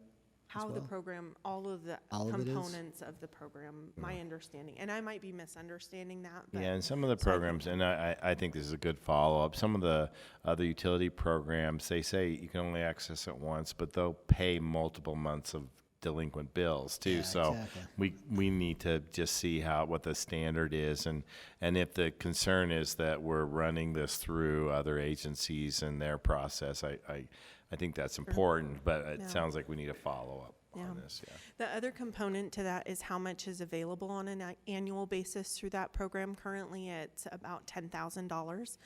So- That amount was arrived at through a public benefit analysis, and so if this council wanted to consider increasing that, that also would include a process, but we could bring that back to you for That'd be great. consideration. And The Lehua, last- could you also just take a note that we need to confirm that Public Utilities has the ability to collect and track donations should people want to do that? I know that in our other utility bills, there's frequently once a year an envelope that says participate in hand or whatever their Okay. program is called. Sure. And then the last one that the council might want to consider doing, this would impact the annual budget, but it's in the utility fund. And so it's. Are sorry, you do talking wanna- about sewer? Mhm. I had something on water, but I didn't have a foot in the door. That it was brought up at the last public hearing that we should look at, and so I'm looking to the document provided by Public Utilities on attachment 5 for us, opportunities to explore in the future with the administration and the council, installation of water efficiency features. That's not the right word. Help me out. Faucets, shower heads, and toilets, basically. Fixtures with partners like WaterWise Utah, and there's others. But if Explore that. in if the we're future. looking, yes, at that long term, it's really a year-long need, not a 1 month need. And if we probably don't have the money to subsidize that by ourselves, we can at least help reduce the water use by 50% with fixtures and look at costs associated with that or other partnerships. Thank you. Okay. And then just this last item, letter C here, is to budget $51,000 in the sewer fund. Currently, based on your eligibility for county tax abatement, you can get a discount on your water, stormwater, and garbage fees, but that does not apply to the sewer fund currently. I'm not quite sure why, but if, based on their calculations, that would cost about $51,000. We could add that to the sewer fund key changes sheet. That would not be an expense to the general fund, so it could be added without needing to find offsetting revenue or a balancing. And if the council wanted to straw poll that, we can add that. So let's straw poll an additional 51,000. Is that what it was? To sewer assistance fee. All those in favor, thumbs up. Any opposed? Let's see. It's unanimous with Aaron Mendenhall absent. So then moving on to the. So before we move on, yeah. Jennifer, so Sure. it doesn't sound like there are any general budget issues related to public utilities that you need resolution on. Correct. Okay, great, thanks. You're so welcome. So then we move on to contingent appropriations, and these are based on discussions previously had by the council. So most of them are draft language based on council's previous conversations. So I won't go through and read all of them, but just kind of quickly. So funding for Operation Diversion, the council talked about requesting a written agreement with Salt Lake County that details the use. So that's this contingent one. Then Lehua discussed the one relating to the IMS item. And then the list of, and the golf contingent appropriation would be added to that list. And then there's a list of legislative intents. There's a kind of standard legislative intent that we've been doing in the last, I think, 2 years now, where we sort of formally indicate for the administration what are the topics that what are the big topics that the council will want a sort of mid-year check-in on. Some years the council highlights them based on things that the council's added. I think in this budget, it's more general policy topics. So homelessness funding, golf, fleet, arts council / Twilight, future funding for the sustainability division, neighborhood cleanup and public engagement, and IMS projects. That's just the staff list that we put together. I don't know if there are other. Are there any other things that you'd like to track in this legislative intent for 6-month follow-up from the administration? Look like it. Okay. Plans for increasing infrastructure funding to kind of go along with what the council's priority has been in the year. An overall strategy for approving funding towards specific infrastructure projects. This is looking at that concept of the pros and cons of allocating funding for infrastructure in a lump sum that then is delegated to a group of the steering committee to determine which projects to fund versus the previous council practice, which was to fund either very specific projects, street by street, or general category of projects like local streets versus arterial streets. So then the Jennifer, fund. excuse sorry. me, Mr. Chair. I don't know if you know the answer to this, but I know they're doing the survey of the streets, and we're anxiously awaiting that. Did we have any update on when we're likely to receive that? The last I heard was the final results are supposed to be in the fall, so we're looking at October. Okay. And that the data collection is actually faster than running the data through the model and having it analyzed and then that being put into a final report. So the data collection is probably going to be finished within a couple months, but the final report wouldn't be until October. Okay, thank you. And Director Reberg said October/November. Okay. But it'll be a priority for 2018 also. Then a legislative intent on the fund balance level that the council worked jointly with the administration to develop a plan for managing fund balance in the future. I think we can add to it based on Councilmember Johnston's comments earlier about looking at it in the sort of 2 to 3 year goal sense. Is that okay with the council if we edit? We okay with that? Any objections to that? Okay, we're good. Then the Downtown Alliance Safety Ambassador Program that the council requests a long-term funding plan from the Downtown Alliance, and then also ask the Downtown Alliance how to investigate how it could be portable to other areas of the city, so that it could potentially be used around the new homeless resource centers. Then we've listed a legislative intent about an elected official's compensation study. It's been suggested in the past, wasn't raised at the last council meeting, but we had it in the staff report and just thought we'd list it again. Any council objections chairs? to that? Yes, Lisa.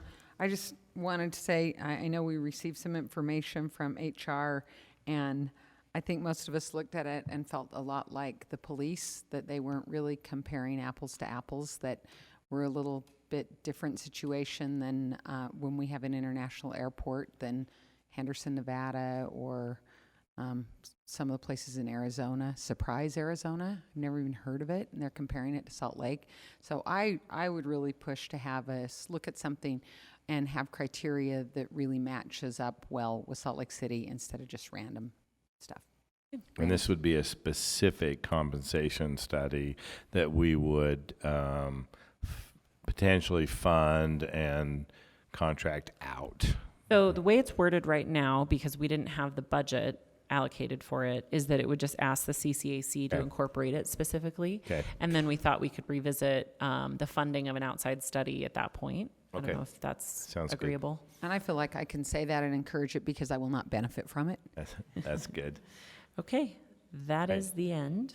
The end? I think we were going to go back to Councilmember Mendenhall, but she's not in the room now, about the question about the transition expenses. Yes. Sorry, I stepped out for a minute. So we have, this would not cover all of the expenses that we typically have. We have the expensive computers, telephones. People can choose whether to be reimbursed for monthly use of their current equipment, or we furnish it according to city policy. And then we just have really simple things like business cards. That's a small expense, but a really big expense is the induction ceremony planning. We have equipment related to that, as well as time, so direct and indirect expenses on that. And then we also have an outgoing ceremony. And so we would partially cover these types of things from that line item and our other funds in non-departmental relating to the legislative expenses. We also would end up covering a good portion of it from our general budget. So that's what I know. So I think, do we have the ability, Cindy, to project what that would be? And I know part of that depends on how many new people come into the right. position, but do we have a ability to project some of those expenses? And I'm wondering if we might want to, we've acknowledged some in this budget, but I'm wondering if we might want to come back with a budget amendment adjustment for any additional. We could. Typically, what you've done, and we absolutely, the information is available. We know what we've spent in the past, and we can come back and tell you what we actually did spend in this case, so that if you want to adjust your budget going forward. Typically, what we've done is you've created enough flexibility in your budget so that we can use, if we don't have an expense like this, then we can use that funding to make your audit fund more robust, so that you don't have to keep doing individual appropriations for each audit. But either way. So I would suggest, council members, that since we did a very specific ordinance to address these issues and concerns, that it would be worthwhile to attach dollar amounts where we can, because we'll be looking at this every 2 years in our funding proposals because of the election cycle, and it is tied to an ordinance that we adopted. So if we could ask the staff to come back with a dollar amount that you would project for a couple of options, I guess we'll have to do because like I said, we don't know how many people will. So would you like that, would you like to hold on appropriating We- this and deal with it in a budget opening, or would you like to do both? We did, I think we have a dollar amount in right now, which is, remind me the 20. total, 20. And then I think we ought, I would propose that we leave that, but it sounds like it might be, the requirement might be for a little more than that. So then we come back with some follow-up for an adjustment. Is everybody? be easy. Is everybody okay with that? Yeah, okay, looks like we're fine. So that's the end of the unresolved issue staff report. Are you sure? Yes. Okay, is everybody sure? Now, you realize what Jennifer just said. We are at the end of the budget, Well, there's, okay, except for one item right. that we're going to get to right now. I should. Okay? All right. Okay. Thank you. We do have a time certain, and I notice that our board appointment is present. So if I may, council members, I would like to go first to our board appointment proposal for Steve Price to be appointed to the Airport Advisory Board. And then we're going to come back to, I think, Mike Reberg for a proposal on 500 West. And then yes. So, Mayor, are you joining us? So, Mayor, if you would join us. And Steve, welcome. Many of us know you, but not everybody knows you. So, if you could take a minute to talk about just a little bit of who you are and your interest in this particular position, we'd appreciate it. Thanks. Well, Councilmen and Councilwomen, thank you very much. You know, I've lived in Salt Lake City my whole life except for 9 years. And flying into and out of the airport, we tend to take it for granted, meaning it's this incredible airport with regional service through SkyWest, Delta, which really connects us to the world, and it's just a really convenient place to live. So I've lived in places like Boise, Albuquerque, Redding, California, Modesto, where we did not have a regional hub, and I know what the difference is. And so when I moved back here in 1991, and I began in the real estate business, I would meet more and more businesses. If you fast forward, I was the private sector co-chair with Mayor Becker and with Lieutenant Governor Bell for future Winter Olympic Games. And the very first question that was asked by the IOC and the USOC was, what is your air service like? What is Salt Lake City like? At that same time, I met Dave Lang. So Dave Lang with Goldman Sachs. And as I got to know Dave, I said, you know, why did Goldman choose Salt Lake City? And there were four things: the opera, the ballet, the symphony, and international air service. And over the years, as I've met with more and more business leaders and community leaders, the vital importance of that airport to Salt Lake City, Salt Lake County, the state of Utah, and really this time zone is important. So we're a tier 3 community, community becoming a tier 2 community. If we ever lost Delta Airlines, it would be more devastating to the state than losing, for example, Hill Air Force Base to Davis and Weber County.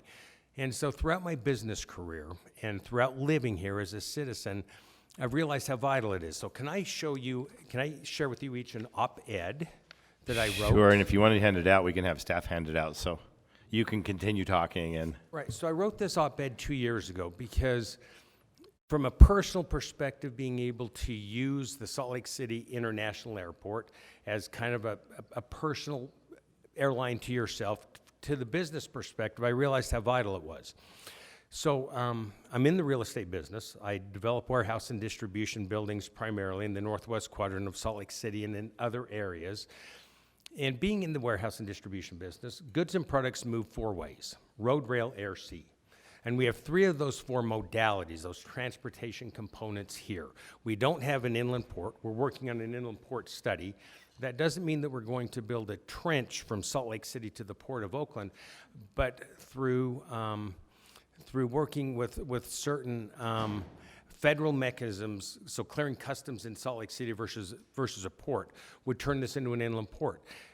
So talking with many of the businesses that I deal with every single day, so I'm just a landlord, so all that we do is I own a building, but inside we have a multitude of businesses, and those companies every day talk about connecting to the world.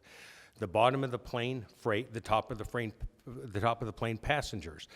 And what makes Salt Lake City so dynamic, so unique, is I-15, I-80, so I-15 connecting San Francisco to Hackensack, New Jersey, the Kanemax Highway, or I-15 connecting Anchorage to Mexico City, Anchorage, Alaska, the transcontinental interstate, I-80 connecting San Francisco to Hackensack, New Jersey, and 2 of the 3 transcontinental railroads, one of which comes through Ogden, Salt Lake City, and that airport make this a very, very dynamic place.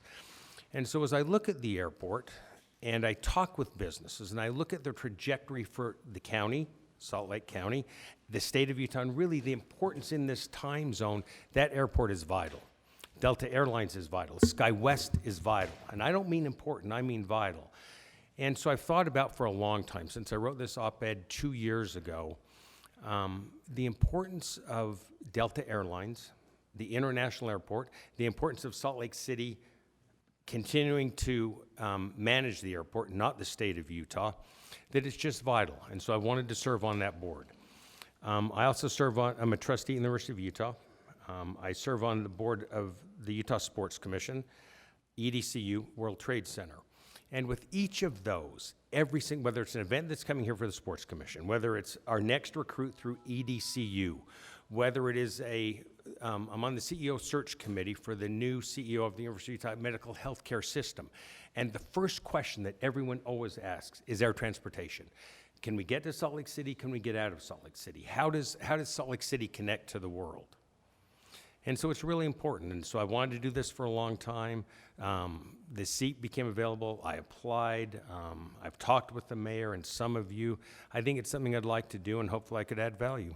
Thank you, Steve. I'm going to open it up to council members for comments or questions. It looks like Aaron Mendenhall has a comment. Steve, you rattled off some of your existing commitments, and I think we're very lucky to have you willing to serve on the airport board and add that to your extracurricular activities. There isn't anyone that I've met in Salt Lake City, except maybe your dad, who is more passionate about economic growth, the future possibilities of our city, an understanding of the real economic context that we are in and where we can go, but that at the core of that, it's about jobs. And you have a passion for that that's really unmatched. I know that our airport, in terms of the Salt Lake City budget, is the biggest component we have, and it's a significant employer. But really, the way that you can articulate the catalytic nature of the airport as it is today, with Delta having a hub here, and that critical nature of that relationship is very important, I think, to the future stability of our airport being run by the city. And I hope also that you will be active in that conversation, should needs be, as we dialogue with the state about the management of the airport. So thank you, most of all. Thank you, Councilmember Derek Kitchen. I just wanted to echo Councilmember Mendenhall's comments. I really am so proud that you want to join the airport board. I think you speak for yourself very well, but I'm really honored to support you in this role, and I think you'll do a great job in representing Salt Lake City. Thank you. Thank you. And any other comments or questions? Steve, thank you so much for your willingness to serve in this capacity. We rely heavily on our advisory boards and commissions for the functions of the city, and we so appreciate the dedication and time commitment of volunteers like yourself who are willing to step up and be supportive and advocate for the city in those capacities.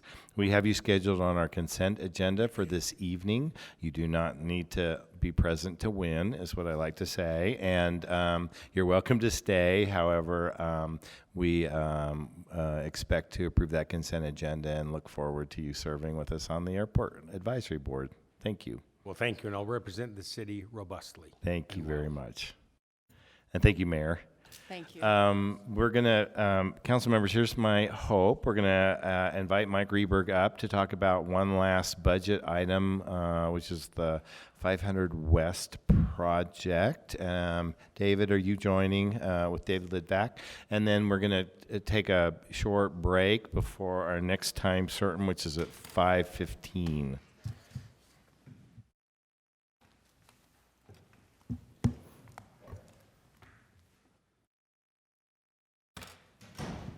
Okay, who's first?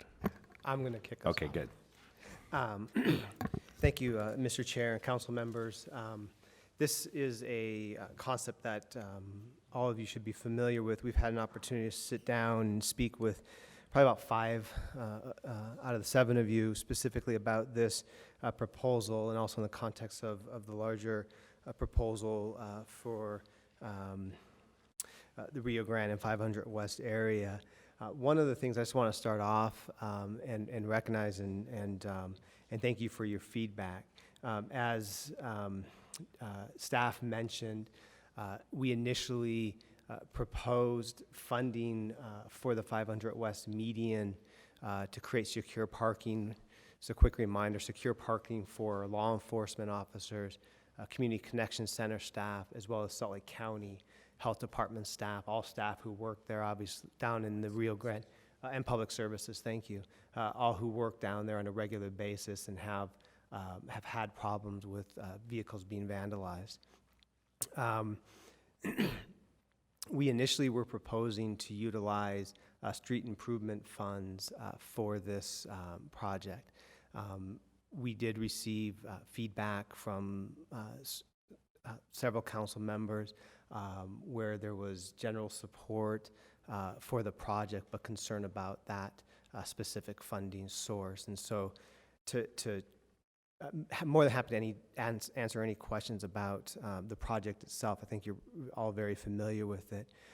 But we went back in response to the feedback that we were receiving and came back with an amended funding proposal for the 500 West median, and a different revenue source, as was mentioned earlier with the fire compensation step.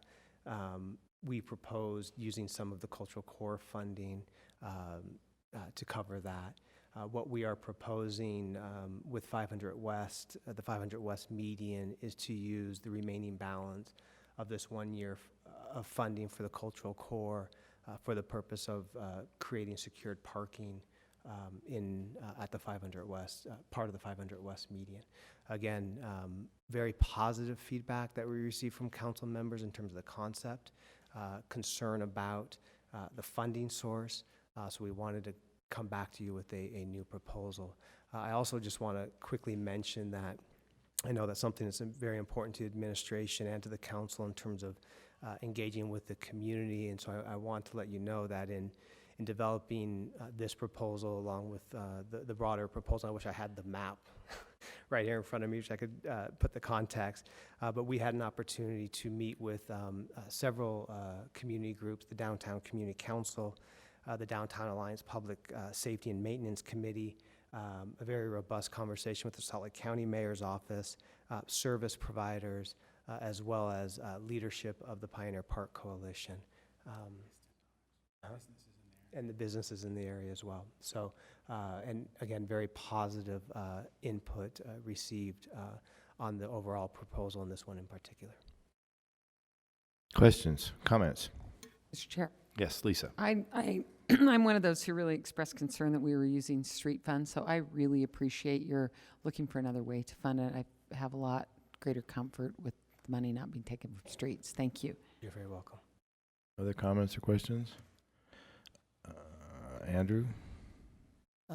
Outreach to service providers down there for the homeless or the homeless themselves? Correct. What's the feedback from them about this? We met with the Road Home and Catholic Community Services and very positive feedback. What about those experiencing homelessness? Have you Didn't had have- a chance? I know it's really hard to engage because Well, it's not. with a lot of the work that we've done, we've been able to do some real specific engagement with individuals experiencing homelessness. With this particular proposal, we weren't able to on this. Okay, thanks. Charlie? So thank you for addressing the funding issue. That was one of the 2 of the concerns that I expressed. The other was with fencing. There's an issue of optics. I think that, when we are fencing in our police vehicles and other vehicles, yet, we're telling others that parking is fine. I do think it sends kind of a weird message. Have you taken that into consideration? Why is it that our vehicles are? Do we know that our vehicles are being vandalized more than other vehicles? Are there other vehicles that are also being vandalized? It just seems odd that, vandals would be very specifically target city vehicles. I can't answer in terms of whether we know that our vehicles are being vandalized more than others. And I don't know if police department's here to respond to that. We know that there have been incidents for both Community Connection Center, Health Department, and others, and police department. But the fencing, having secured parking accomplishes a couple different purposes and intentions. Overall, with our whole plan that we're doing in terms of enhancing the cleanup with the advantage services, the green team, the programming funding around Operation Diversion, the partnership with the county health department, all the 500 West median, all of what we are trying to do, overarching goal, as we mentioned last week, is to provide a safe, healthy, conducive environment for individuals experiencing homelessness who are trying to access services, and for the residents in the neighborhood. And so part of the section of the 500 West median that we are proposing to build the parking is one where we know a lot of illegal activity is. So disrupting the illegal activity, individuals coming out of the Community Connection Center, walking right into that. Sure. So the second, how that relates to the secured nature of the parking and having a fence, and we learned this with the state history, is just adding new parking downtown in that area without having it secured, without having it protected, actually would contribute to the problems by making it more conducive to purchase drugs and things like that. So the fence serves the dual purpose of both the vandalism that's happening to city and county vehicles, but also disrupting that illegal activity in a way that does not contribute to the drug trade. Okay, so I think that, so the parking, I totally get, and trying to disrupt what we're currently doing, I get as well. I still, though, am trying to figure out why having fencing on those spaces, but not fencing on the other open parking areas, why we need that. If it really is about fencing, then why would we need to, then let's just fence the park and keep the open space, but put a fence up. It just seems like that's the only thing I'm having trouble. It's the fencing issue. I think that it creates a barrier that I hope it works, but do we know that this is going to work, or is it just an idea that that fencing some areas the best example of what we have where securing the parking has worked is with the State History Building.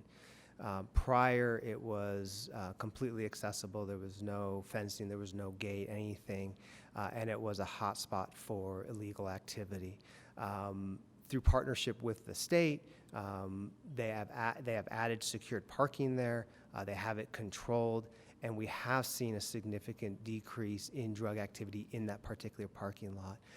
And so that's the closest example we have where not just providing the parking, but securing it has had a very positive impact.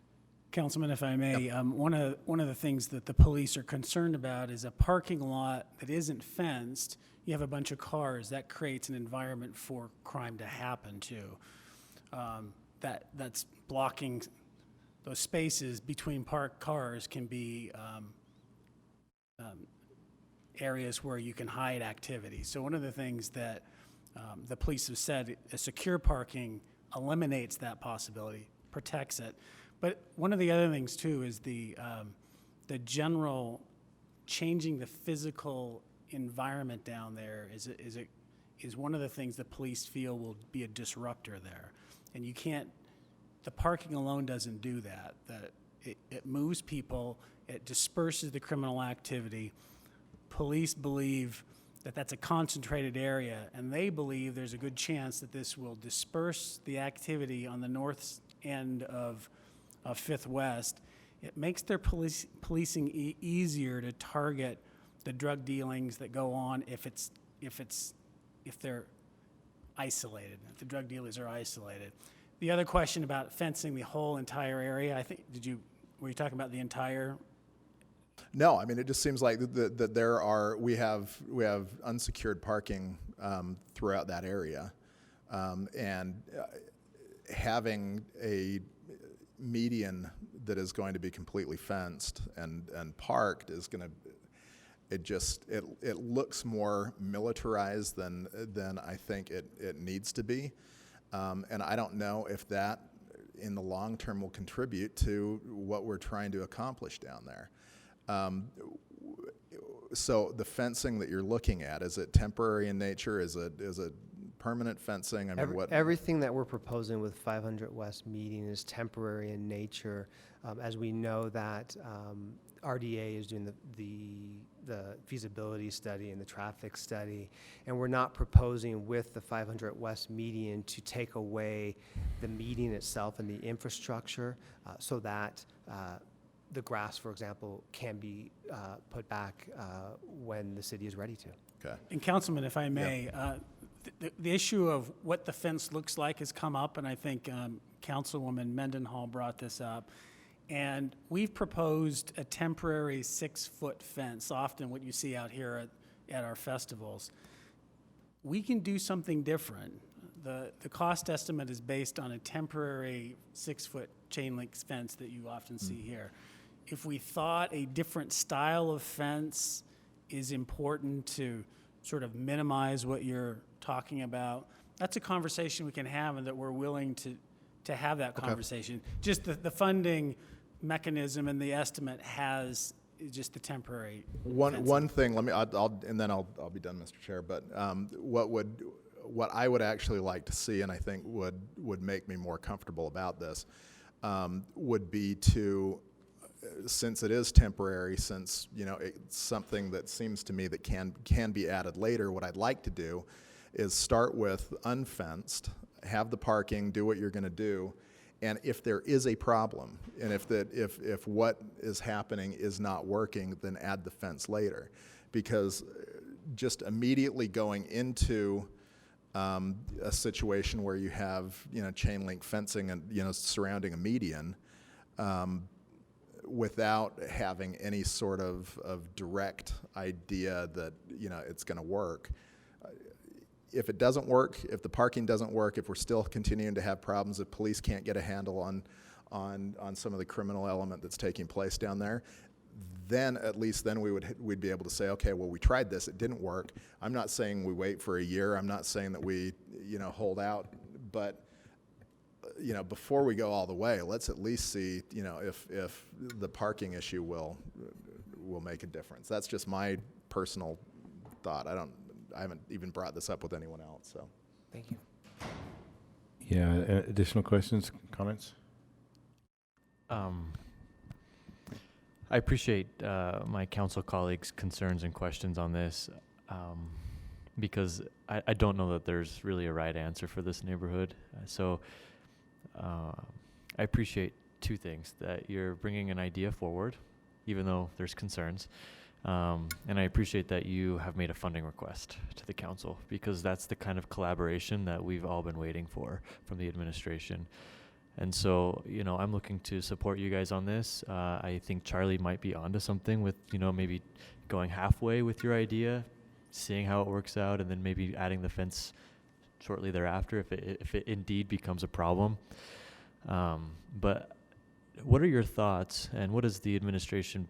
What kind of brainpower have you put into the reality that paving the northern end of this median might just make for more of a hyper concentration on the park strips on the southern end, or even a little bit further north on the gateway, near the gateway? I'm concerned that while this is going to hopefully improve the area between Art Space, the CCC, and the road home, the Fifth West is not really going to be impacted broadly by this.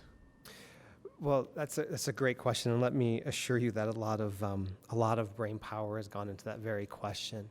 As I mentioned last week, we have an internal group, city group that meets on a weekly basis to really explore these ideas and has come up with this proposal. And I want to respond to your question in a couple ways. One, I think it's important to not, even though we're talking about this in isolation because of the funding request, it's important to not look at this request just in isolation. It's important to look at the entire request that is some that's a part of the budget, things that are not a part of the budget. For example, like the new security cameras, the continuation of the funding to enhance foot patrol in the area, the programming dollars that we're talking about putting in this specific area. Again, the clean team, green team, operation diversion with focus on treatment. So I think it's important to look at all of this. The other way I'd like to respond, because there's no easy answer. Years ago, when I was in the legislature, and we talk a lot about healthcare reform, and Council Member Luke, you know this analogy. You know, healthcare reform, it's like a balloon. You put pressure in one area, it pops up in other areas, and we're anticipating that, and we're preparing for that. We did last year as well. As we enhanced cleanups last year, we knew that individuals experiencing homelessness, some who didn't feel safe in the area, went to different parks, and so we were responsive to that. And so we're definitely thinking of the contingencies in terms of what happens as we put additional pressure on the 500 West median, and not just this section, but we're also talking about the idea of some kind of an urban garden in the other section of 500 West. But we also are having the conversations that as we add pressure there, does it create dilemmas in other parts of the city? And we're preparing for that.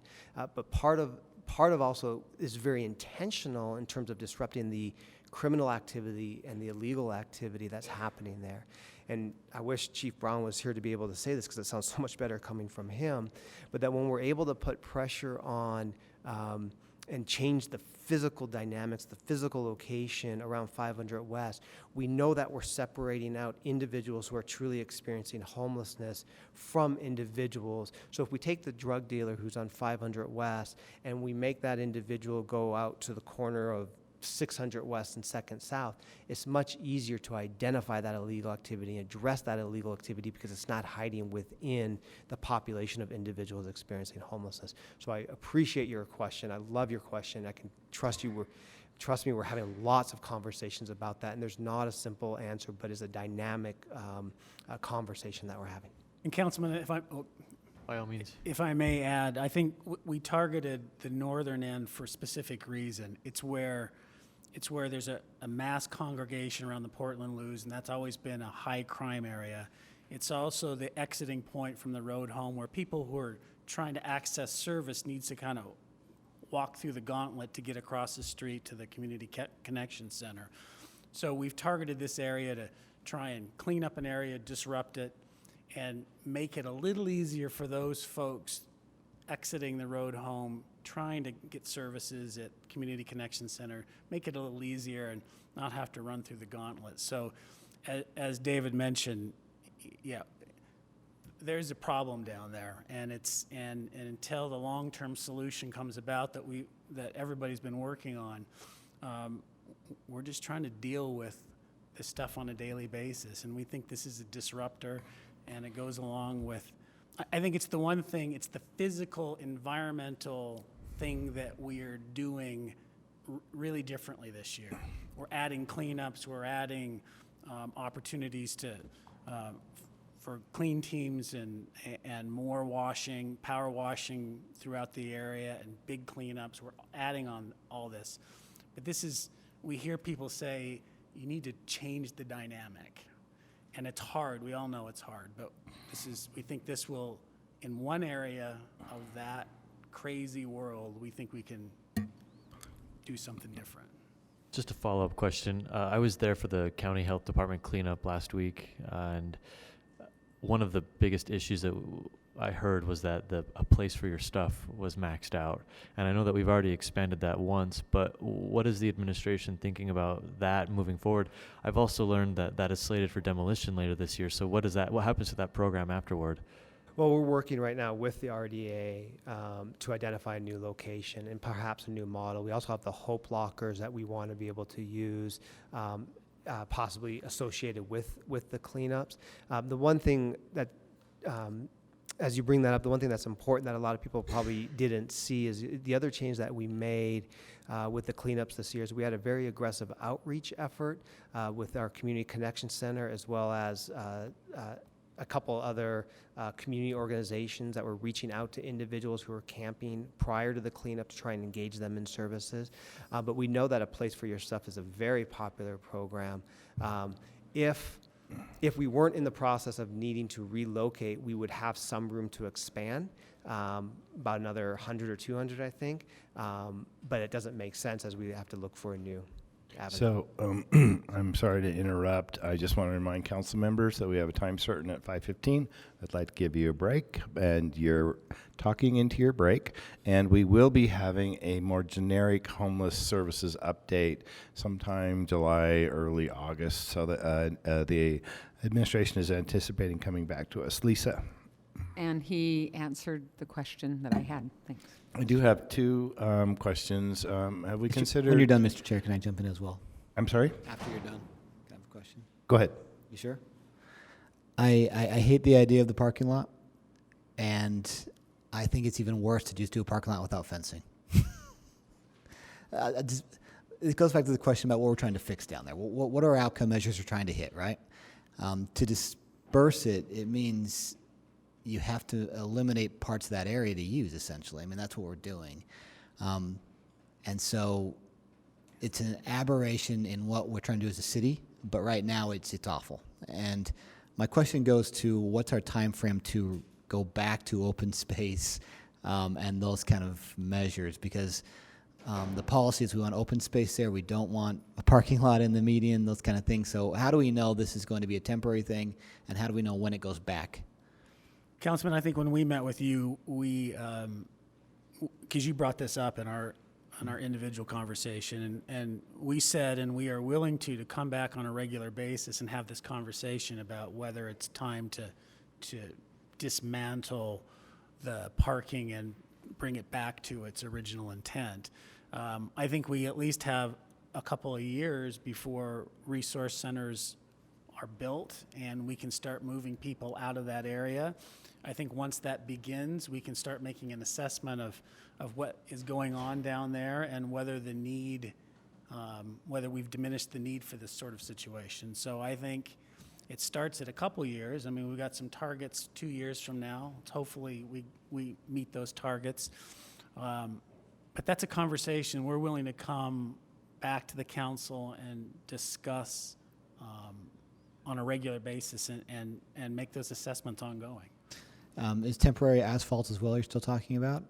Yeah, I mean, it's designed to be a temporary facility anyway. It's asphalt, it's not concrete. It's designed to not have a long lifespan. As you recall, we're leaving the islands in place. So when we go back to the open space situation, we don't have to rebuild those islands.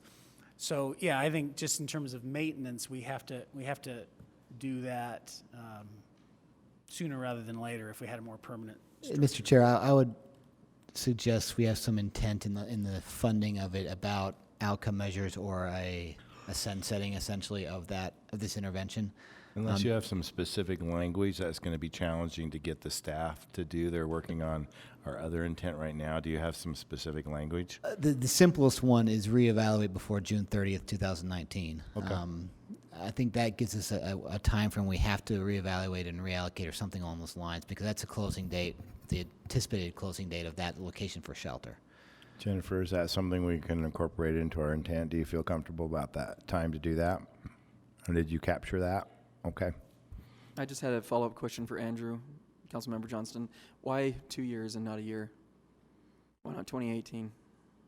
Just flexibility. That was a time frame that's set by the administration, other partners, county, et cetera, to that area. It could be sooner than that. I'm fine with anything sooner. Like I said, I don't like the idea, but right now, drastic measures are something we need to look at. So I have three questions. Did we consider closed circuit TV in this area as an alternative to what we're talking about? I'm not, Mr. Chair, I'm not 100% sure what you mean by closed circuit TV, but what we are doing is we have. We've had some success with some other, Well, with so the we have, police. we have Matt. security cameras. We have access to security cameras that businesses, so we have a program where we can access residents and business security cameras. And then we also have law enforcement security cameras. So part of what we are proposing is adding 4 security cameras directly on the law enforcement, so just ours, directly on the 500 West median, along with a big sign that says basically Under this area is surveillance. being under surveillance. Okay. Yes. Is this proposal fit our code? If somebody else were coming in doing this, would we allow that based on our current code? I will not do my best interpretation of Margaret because that will get me into trouble, but I can assure you that we ask those kinds of questions, and the attorney's office is a part of our internal work group meeting, and feel that it is allowable within our code.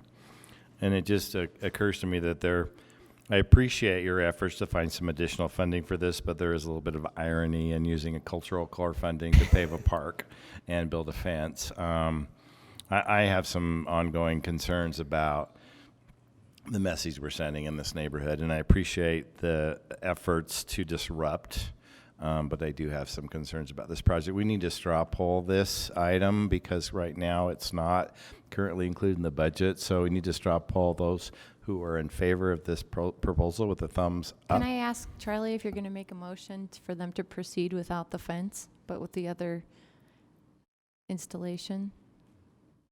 So did we decide on the 1 year or the 2 year for the Reevaluation? outcome? Andrew had a Reevaluation? 2-year. Realistically, if we build it with a fence and asphalt, you reevaluate in 1 year and you have to fund to tear it out. I mean, that's why I thought the 2-year thing served sort of enough of a lifetime to evaluate enough and also have the outcome When you data. were talking about temporary, like we see out here for festivals, it sounded like I wanted to get the nature of temporary. Those are sandbags holding down the base posts for 6-foot temporary fences. What do you mean when you say temporary? Are we digging holes and putting cement lodged posts in the It is ground? temporary in nature, so we went for a low-cost option. We can talk about different styles of fence. We just created a bid that we wanted to create this project for as little as possible, but it is temporary fencing. It's not. So are you it's talking not sandbags or cement? sandbags? Sandbags. So when Andrew says rip it out, it's really not a rip it out. It's a roll it up and dismantle it, no surface damage. Well, for the fence. Now, we are going to asphalt the green space, Right. so when it's time to take it out, we will have to pull That out. rips. We'll have to rip that out. Yes, thank you. So, Aaron, to your point, I think with the language about reevaluating this, I'm not going to push the fence thing. I think I'm concerned about it. I understand both sides, and I really hope that that what we're doing is actually going to work and get a handle on this. I mean, I'm in full agreement that doing nothing is unacceptable, that we need to do something big. I have some concerns, but I'm willing to move forward with it. So as long as we're reevaluating as we move forward, I don't want to wait for 2 years. I don't want to wait for 1 year. I think it's something that we need to look at regularly, and if we need to make changes or adjustments, let's do that, even if it's on the fly. And Mr. Chair, for me, I'd much rather see once it's done every 6 months, coming in and giving us a recap of what's working and what isn't working. That way we can adapt. Because what's been the problem is that if you don't adapt, you die, and that's exactly what's happened down there. Nobody's adapted to what the changing environment is.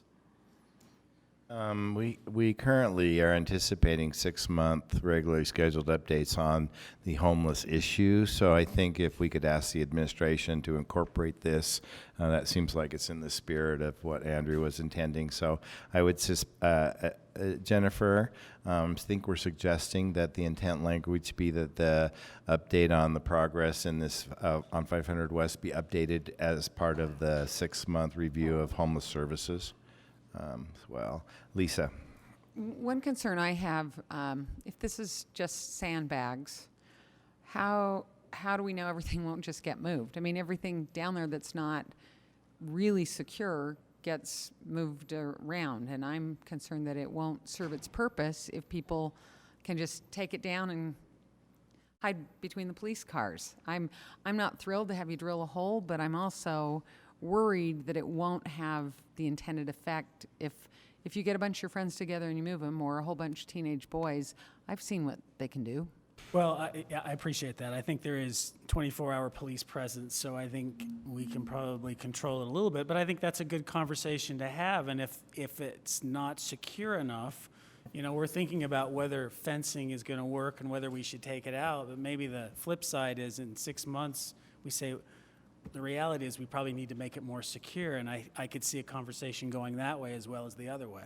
And the reality, too, I think, is that any sort of permanent installation gets into some fuzzy area about what's allowed and not allowed. I think part of this fencing is allowed because of the temporary nature of this. Any additional questions or comments? No, I would just encourage that don't go halfway on. If we're going to do it to disperse it, we got to do it. I understand the temporary issue and it's complicated, but. Okay. We're going to do a straw poll on this. All those in favor of supporting this proposal by the administration for allocation of funding on 500 West with a source of cultural core dollars, thumbs up. With the changes, right? With the changes, with the addition to some intent language, thumbs up. Any opposed? I am the dissenting vote. All others are in support. Thank you.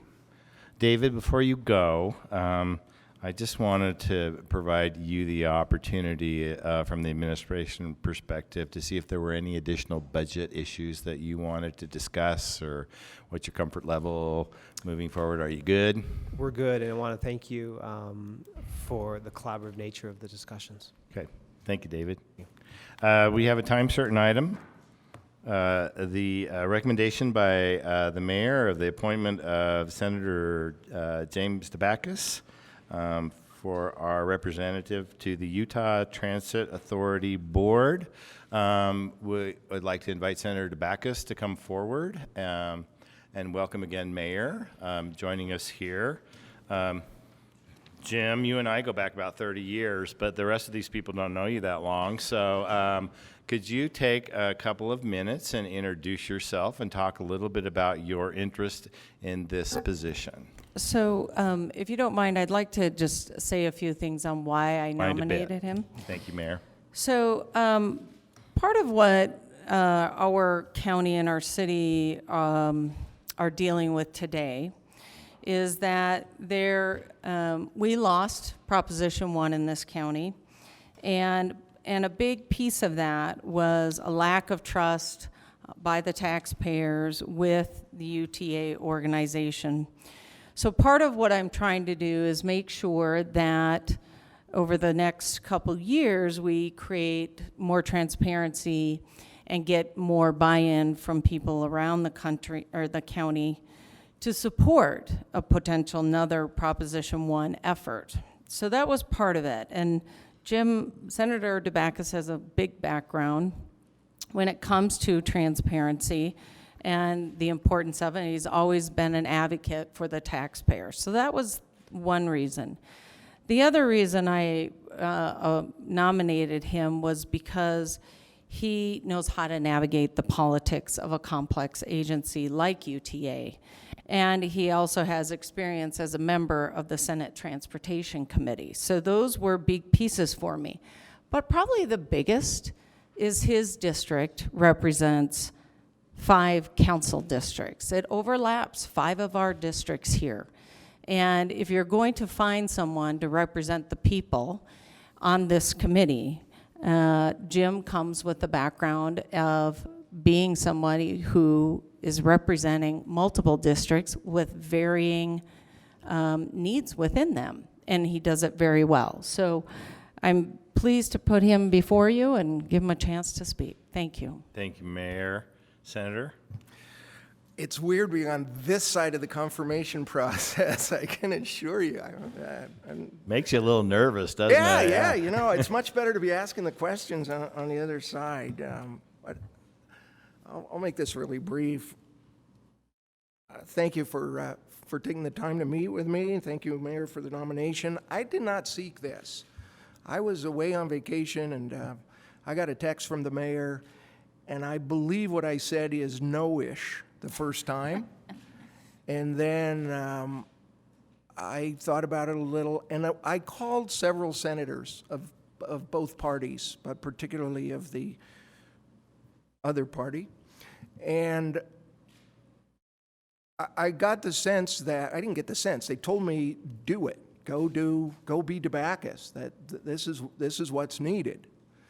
So I went back to the mayor and I said, well, you know, all right, I'll do it. But I've spent the last month with my buddy here, just what we all need, a lot more boxes and a lot more information and a lot more kind of details about things, as well as kind of diving into the UTA. And I think there's been a little bit of misunderstanding, and probably self-induced. I don't have a gripe against the current board or the current management. I don't think they're corrupt. I have great respect for Greg Bell. I've worked for him with him for many years. Mayor Walker, Babs, Charles Henderson, particularly a new friend, Mayor Taylor. And so this isn't like Elliot Ness coming in and blowing up the current UTA, but I believe, and I'll be perfectly, you're not going to get any grief from me at all, one way or another, if you decide we're not going to approve this, because what I think fundamentally is there's two views of the UTA now and the board. And I happen to have a very strong view of where the UTA is and where it's been historically and where it is at this moment. And if you agree with me, then you probably should vote to confirm me. If you don't, hey, this is the way it ought to be in America, you know, and we'll find somebody else that meets what expectations you have. No harm, no foul.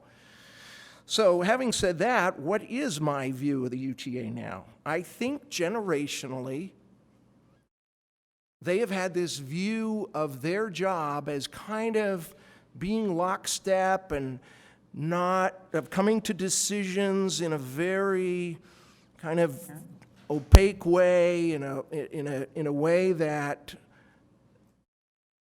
simply doesn't meet the public process. They've thought of themselves more as a public or a private company or some other kind of group. And when there was great disagreements, they would hammer the board in, lock the door, and then come marching out and all vote kind of together. That's kind of been the way that it has been. And I think the results of that kind of public transportation system are self-evident. I mean, they've been indicted. Their people have been indicted. And the U.S. attorney said, the only reason you weren't indicted is because you agreed to cooperate and give us a lot more stuff. So my sense of this will be, if you confirm me, will be to change the corporate culture, because I think the only way that we're going to get to our goals, and it's quite clear, and I share this for the people of Salt Lake, the only way we're seriously going to get there is to change that culture. And that's not going to change, I don't think, by a little kind of manipulating the transportation vision and the rest. It's going to take somebody who can look and sit in that UTA board meeting and look at pillars like Greg and the rest and say, you know what? We should not close this damn meeting. And yes, it's awkward, and yes, it's uncomfortable, But this isn't a quasi-government agency. This is a government agency, and it needs to be open. So I've spent some time with a new great friend who we can't really talk about politics because there's nobody more the opposite end of the scale than Brent Taylor, the mayor of North Salt Lake. We've worked hard. We've come up with what we think are culture-changing kind of issues that will bring the UTA to the next generation and to the next level and to where the people in Salt Lake need to be so they can trust the UTA. That lack of trust has cost us $5 million the last 3 years. Not because our people didn't like what UTA did and where we're going, but the reason that we're not getting that extra money from the vote is because people don't trust the UTA. Look at the polls. So before we get down to the nuts and bolts, and I've tried to do my homework on nuts and bolts, but I am not a transportation expert. I want to work together with the UTA board to bring them up to the standards that we expect of ourselves as public servants, and then we'll build the trust back, and then we'll be able to move forward, because we don't get anywhere in this master plan without that money, and we don't get that money without that trust. So with that, I will say thank you. If I think you all have the Bill of Rights that we came up with. I do believe that was distributed, yes, to everybody. Okay, great. Thank you, Senator. I'm going to take some time for comments and questions. We'll just start on this side and come around. Well, great. Thanks for being here, Senator DeBackus. I guess my question is, if you look at the past boards that we've seen that UTA has put together, you've seen other elected officials on the board. What makes you so special that you think that you're going to be able to change what they said that they were going to be able to do? I'm not special.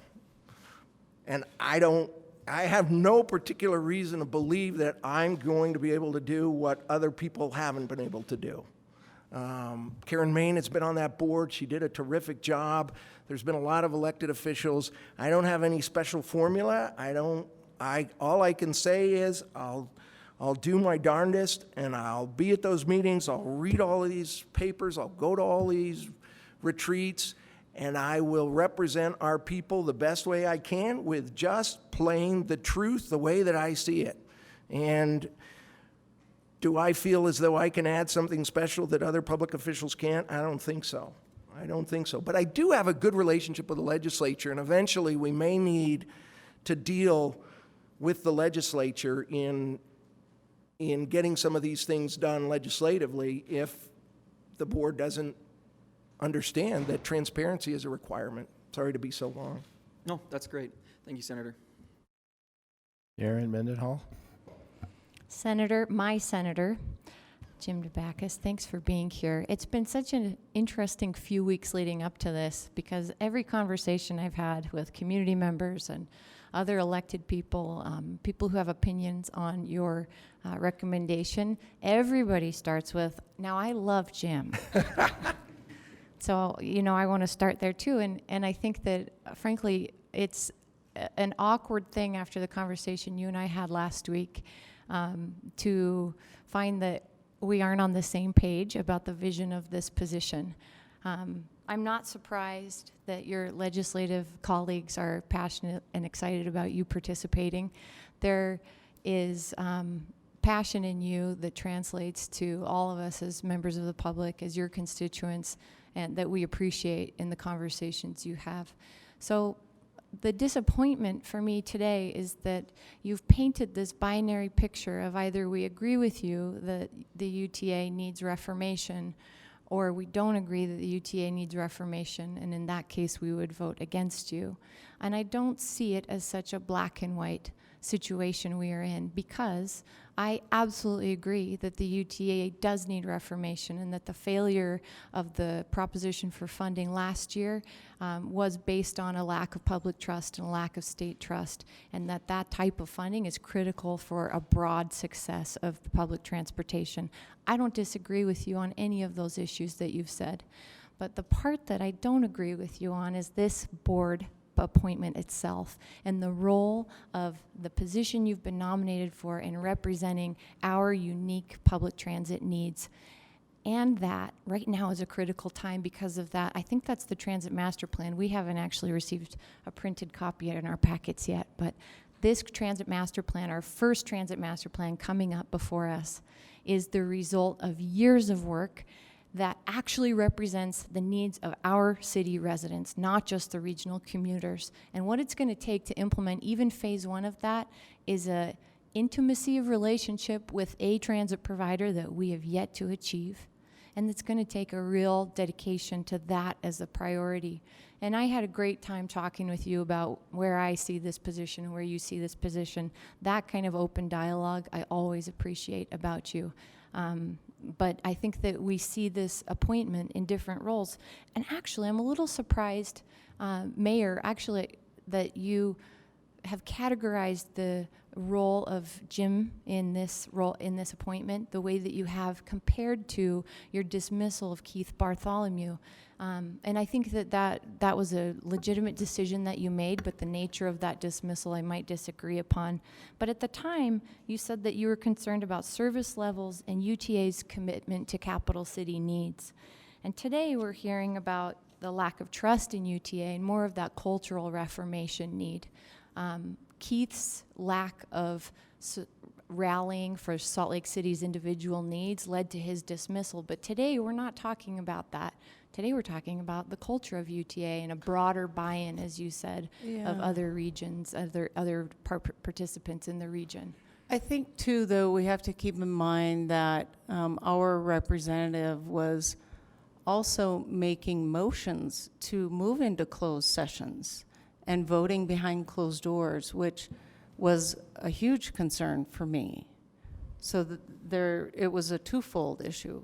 And that was a conversation, a dialogue that I don't think you and the council that we ever had together about the context of that dismissal. And I hope that we can have that conversation sometime. But what I was able to learn from it was that you were disappointed in his service of Salt Lake, of representing Salt Lake City's needs, and those were the quotes that I read. So that too is what I could feel is the role of this board position. I agreed with you in the dismissal of the representation of that role, that it was critical that our needs be represented. So it's a shift, really, for me. To now say the role is to speak to the culture of that organization. And the other issue is a legal one where he had not been affirmed or reaffirmed by your council in his role, and he'd been there 13 years. So that was a great concern to me, that he was in a voting position and drawing into question whether his votes were even legitimate. And that was something I did not know about until I read the articles also. So anyway, of course, Jim, instead of starting with it, I'll end with it, that I am so appreciative of your passion for justice and transparency and equity. And I think that your role as a senator, your role on this, what I called PUTIC, but is now Transportation and PUTIC Committee of the Senate, may allow you to achieve the actual legislative oversight role that you so desire as a potential board member of the organization. Senator, I'll just respond quickly, and I'm just glad Cash isn't here, so we don't have to worry about being the dumbest people in the room. Look, this is, Aaron, I think what you said is reasonable. You know, I mean, I honestly believe the only way we're going to get to that $5 million, the only way we're going to get to what we need out of this isn't like a byproduct. I'm not kind of swerving around my constituents by doing this. I'm saying, look, there's trouble. When you see that Clearfield deal, it's going to be all over the paper. It's going to be another scandal. So what I'm saying is, this isn't a side issue to the commuters and the people who live in Salt Lake. This is the core of it. Until that governance changes, until their attitude about what their job changes, we're never going to fulfill our our deals. But I think it's that binary, and you don't. So I respect that. I love the process. I just wish the UTA had more of it. I think that as a single board member, and I serve on many boards, it is difficult to be the one or two who are leveraging a cultural change. But as a senator, as a legislator, you have a greater deal of opportunity of oversight there. I have as much chance to influence the UTA board in the Senate as I do as affecting the Salt Lake City Council. Just saying. No comment. Lisa, do you have any comments or questions? I do. Thank you so much for being here, and I would echo what Aaron said. Every email I have from anyone, regardless of if they say approve him or don't approve him, begins with, I really, really like Jim Dabakis, and I appreciate his service. I think that you know that. You said something in answer to Councilmember Rogers' question and saying, I think it's important to pursue the truth the way that I see it. And that's a little bit alarming to me because truth is truth is truth. And if you put it in your own lens, how do we know that that's truth is going to be the truth the way the city sees it, the way that this board sees it? And that is one point I'm concerned about.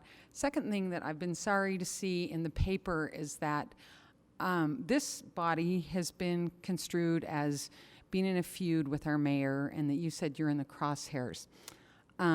I think we have been really collaborative when it has come to board appointments, and we have generally worked well. I think everyone pretty much has been unanimously approved. My thinking is this maybe isn't the right appointment for you, that if there were another place that the mayor wanted to use you, to use your skills, that there might be a place that might be better. Fair enough. On the point about truth, well, I don't know how to respond to that. What I was saying is, I think it's clear to me what has to be done. Other people may see something else, but I think tinkering around the edges here is not going to get us where we want to go. So that's my 2 cents. And look, I love the process, right? It's perfectly fine. This is the way it's supposed to be. You know, my friend Derek there and Stan, who I've known since dirt was invented, and Aaron, who I've endorsed, Charlie, we've had so many conversations. Andrew, I got a chance to meet you the other day. Look, you vote me down. Rogers, I'm not talking to you.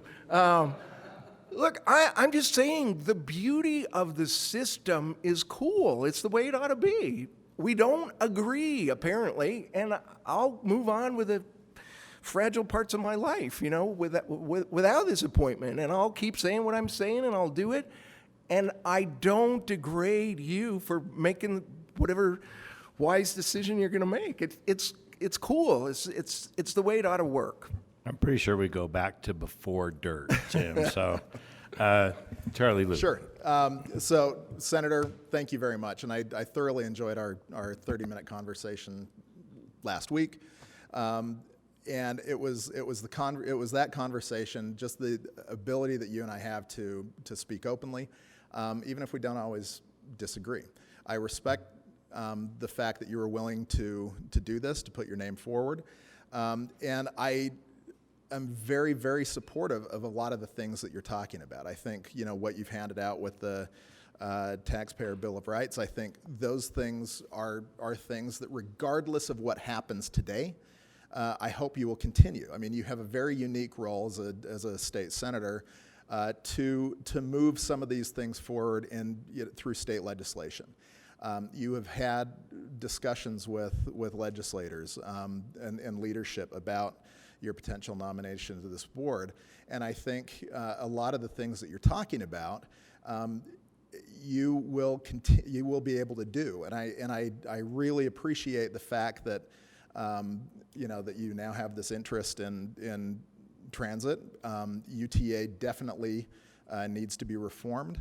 I may be a bit, more on the side of thinking that UTA needs to be completely reformed, and I don't think a lot of what can and should be done can be done from the board. I think you have a unique role as a state senator where you will actually have more impact.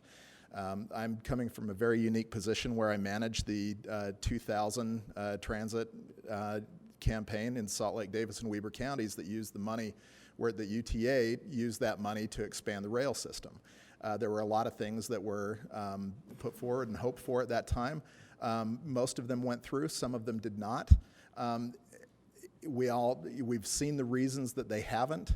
The status quo with UTA is not acceptable. We do need to make changes. We do need to make big changes. And so regardless of what happens with this vote today, Senator, I hope that you will move forward, that you will propose in legislation form your taxpayer Bill of Rights. I think there's a lot that could be done at the state level. The state does directly impact UTA.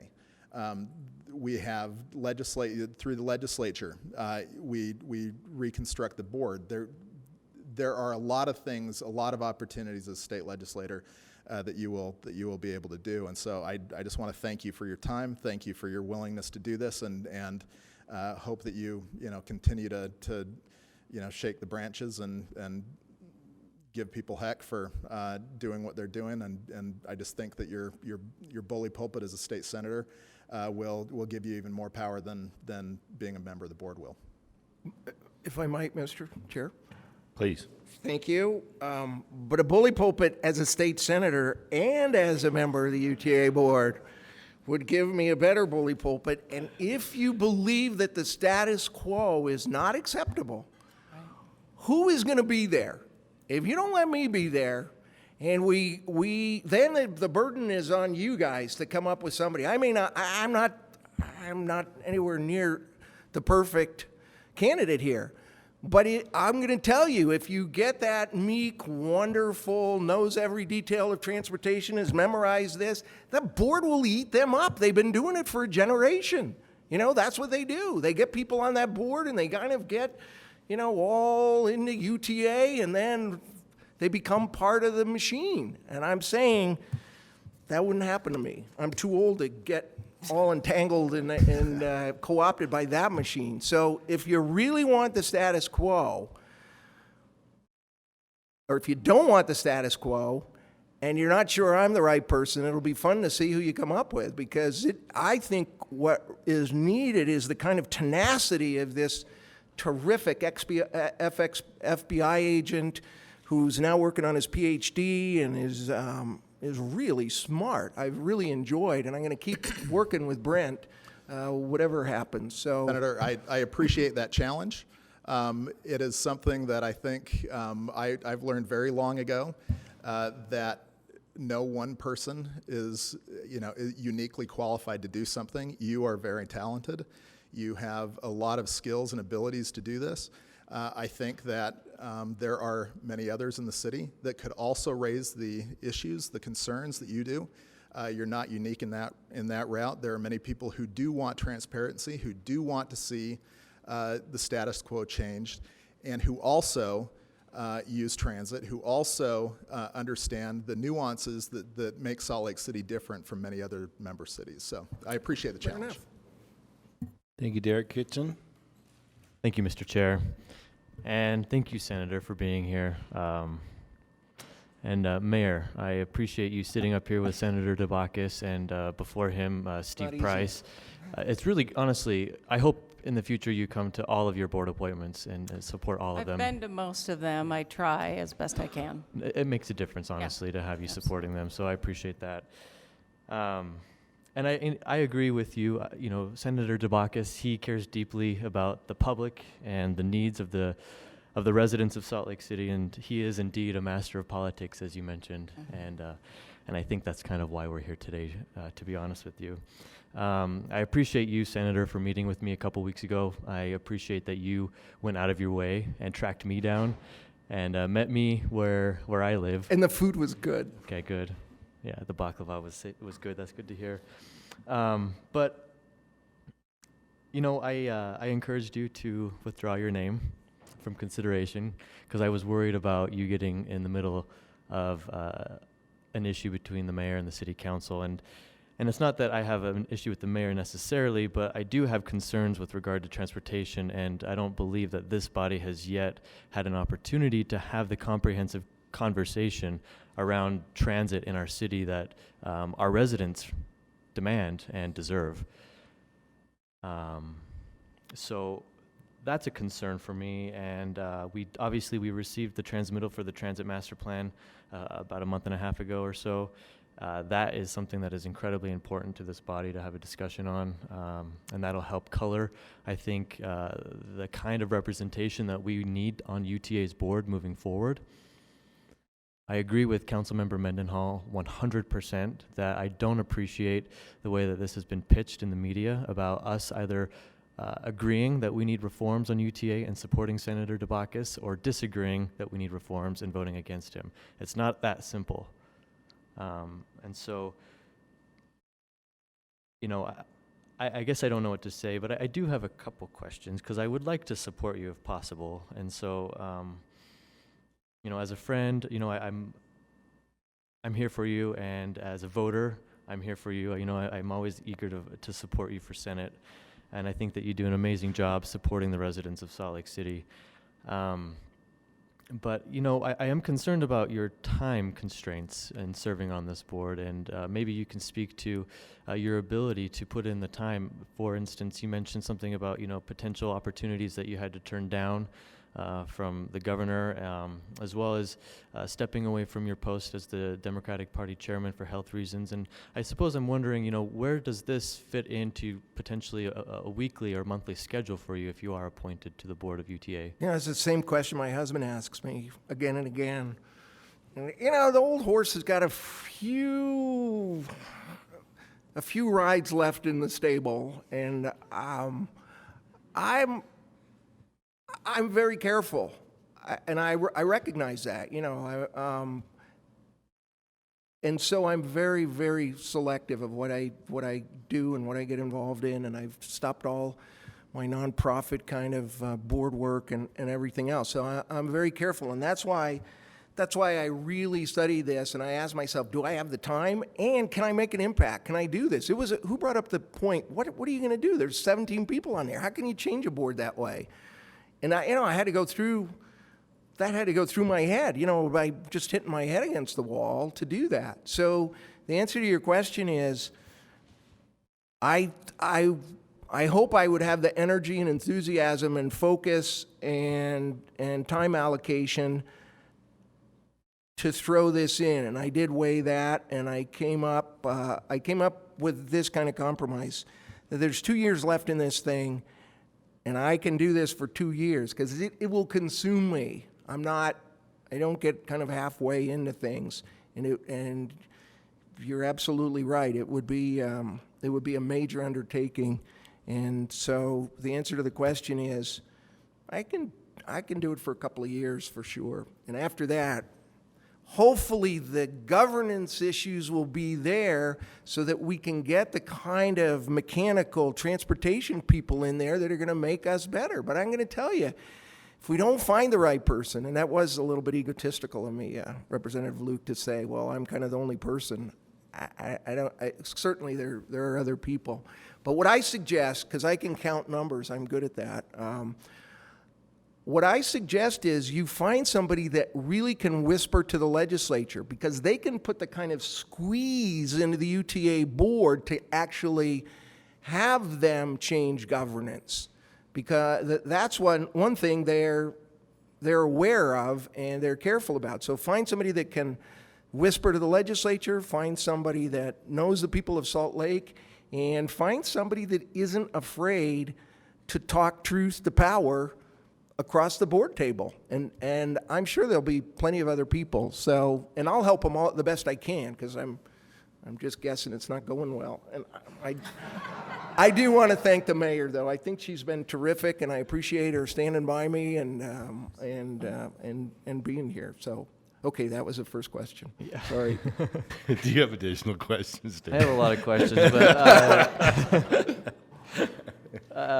You know, to the residents of Salt Lake, and especially District 4 residents, what's most important is transparency, which you've spoken a lot about, but service is just as important. And for us and for me, I've received a lot of feedback from folks, a lot of people from around the region, from up in Davis County all the way down to Sandy. A lot of people who love and admire the work that you do in the community have reached out to me to encourage me to support you.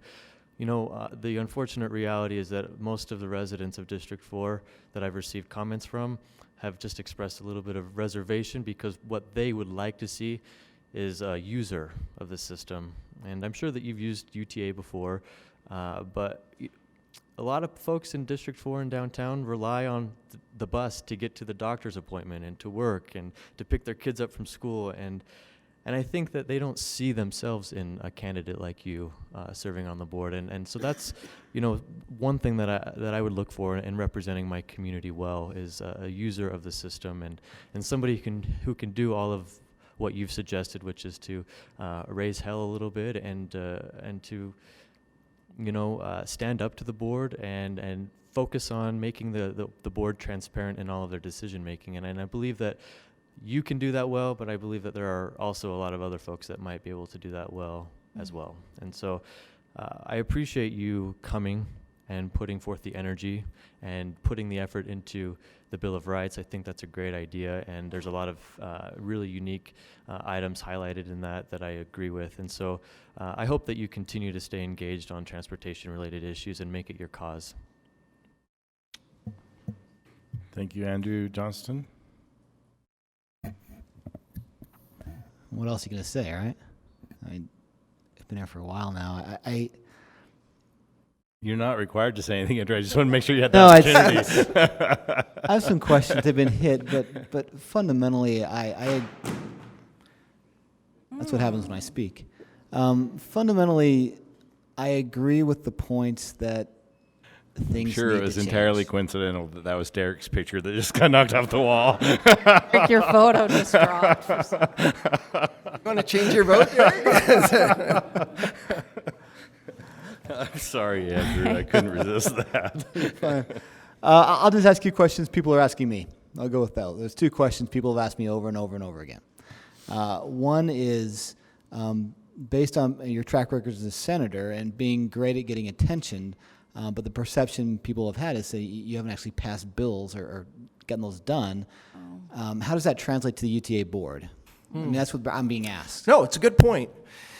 People have to decide when they get in the Senate, what are they going to do? And you may think there's a show horse here, but do you know on the gay and lesbian bill, on the non-discrimination in housing, do you know whose name was not on there?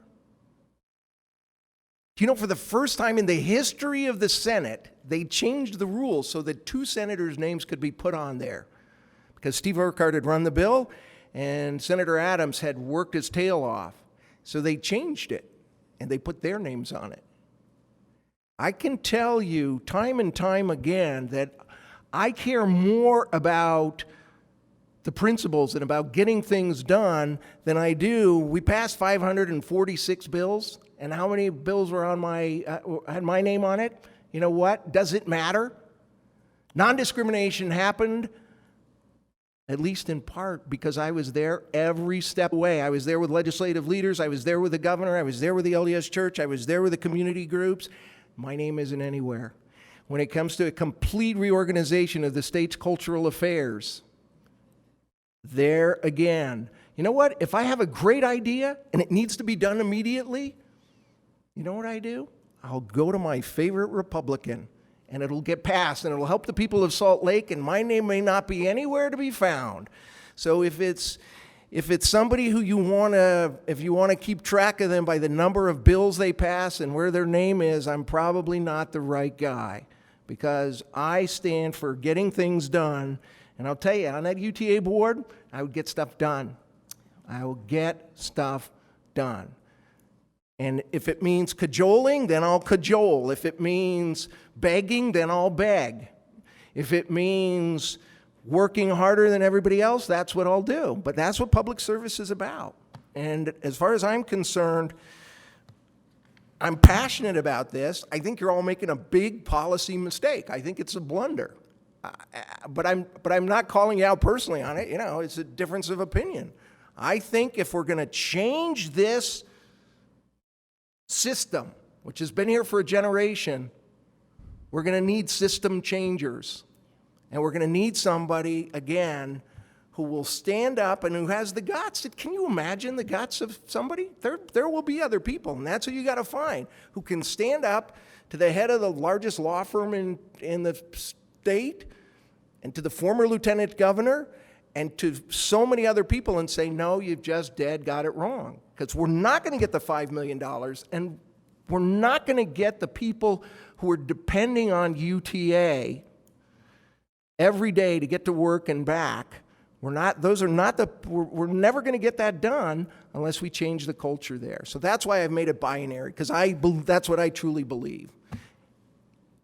So individually, I think you're all great. I think you're making a lousy vote. But people tell me that all the time, except maybe you, James. I don't know, maybe they've convinced you. We'll see here. Andrew, do you have additional? Just the second question people have asked me over and over again. What is the role of a board member and their experience in actually using transit or bus, right route, whatever it is? I don't have a personal opinion saying you have to, you don't have to, you have to be an expert, don't be an expert, but in your view as a board member on UTA, if you were on that board, what would be your view of your need to ride or use it somewhat? Or no, I think or not at all, or I've been riding it a lot more the last month, and it's been really helpful. And so I think that is an integral component. I live right behind the Cathedral of the Madeleine, which is right in the center of the universe here, and I can walk to the Capitol, I can walk here, I can kind of walk and go everywhere I need to go. So I'm definitely going to use it more, win, lose, or draw, and I think that's an important element. But again, you guys, it's like the house is on fire, and we're talking about, well, the plumbing is bad. You know what I mean? Yes, it would be great to have somebody who commutes there every day, but we're not going to get the $5 million. We're not going to have the money to do this. We're not going to have the money to really make the changes that are desperately needed unless we have somebody that is able to change the culture. Can I do that? I don't know. A lot of people have tried, a lot of people have failed, but that would be my job, and I think it's binary. I don't think it can be fine-tuned. So this is the beginning of what I would do, and I can't think of anything else to say, Stan. So. Well, Senator, I appreciate, number one, putting your name forward. It's not an easy thing to have a lot of attention placed on this. So thank you very much for answering the questions as well. Really appreciate that. Senator, we so appreciate your willingness to go through this grilling and to put your name forward.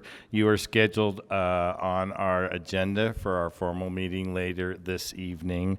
But I wanted to say personally, regardless of tonight's outcome, I so appreciate your passion and your commitment and your love for Salt Lake City and for this community. It's very clear that you care about all of us. In particular, though, I really appreciate your ability to engage community. I think you do that better than most anybody I know. And people who are strangers to the political process are ignited by your passion and your commitment to that process. I really do appreciate your ability to do that. I like your colorful commentary. It's always entertaining. And you have a unique ability to make politics interesting, engaging, and fun. So thank you for all the work you do. Just one more thing. Yes. And, there's a microcosm here that I think is what America and Utah need. It's a good mayor putting the person she thought would do the job. It's a city council doing their job, seeing, hey, it just ain't right. And it's done without rancor or incivility. You know what? It's perfectly okay in the United States of America for there to be clashing ideas and to lose. And I hope that your good attitude and your talking to me and us hammering things out will be perceived for what it ought to be. It ought to be part of a system that says you don't always win, but you give it your soul, and then in America, you live with the votes, and you smile, and you go on to the next thing. So I want to thank you for opening up your hearts. Mayor, thank you for asking me to do this, and now I'll go off into the sunset. Thank you, Senator. Thank you, Mayor. We so appreciate your time. That concludes our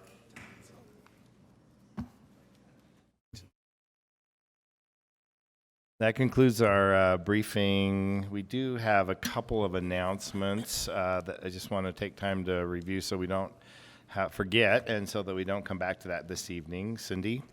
Just actually one. You have had a request like this come before you before. The National League of Cities is interested possibly in having Salt Lake City bid to host their convention in 2021. They've been in contact with the mayor's office. There is expense associated with it. It would not be any immediate expense. Typically when conventions come to Salt Lake City, they ask the organizations that they are most closely affiliated with to contribute or to help them in raising funds. So that would be part of this, but and Visit Salt Lake really manages this initial process. So what the mayor's office has asked us to check with you on is whether the city council would be interested in seeing Salt Lake City bid for the National League of Cities Convention in the year 2020. What year was that, 2020? 2021, I misspoke. Now, is the administration, are they forwarding over a favorable recommendation? They have recommended this. We've done it informally because of the pinch for time during the budget season. Typically, you would do a resolution, and we could follow up with that in July. What we were wanting to ask you is if you would be, just in order to preserve options, move the process along, if you would be willing to have us prepare a letter from the chair expressing support for staying in this process. Any questions or concerns about that proposal? Yeah, I think it's Derek? great. I think we should definitely put in the effort to, absolutely. We need to export our city as much as possible, and this is a great opportunity. I agree. This is a big convention. It's one that many of us have traveled to, and I do think it's a really good opportunity to showcase our city. Okay, all those supportive of a letter of support from the chair, thumbs up. Any opposed? That's unanimous. Thank you very much. That concludes our briefing and business for the briefing session. We will adjourn from this session to reconvene across the hall for our formal meeting to adopt our 2018 budget. Thank you.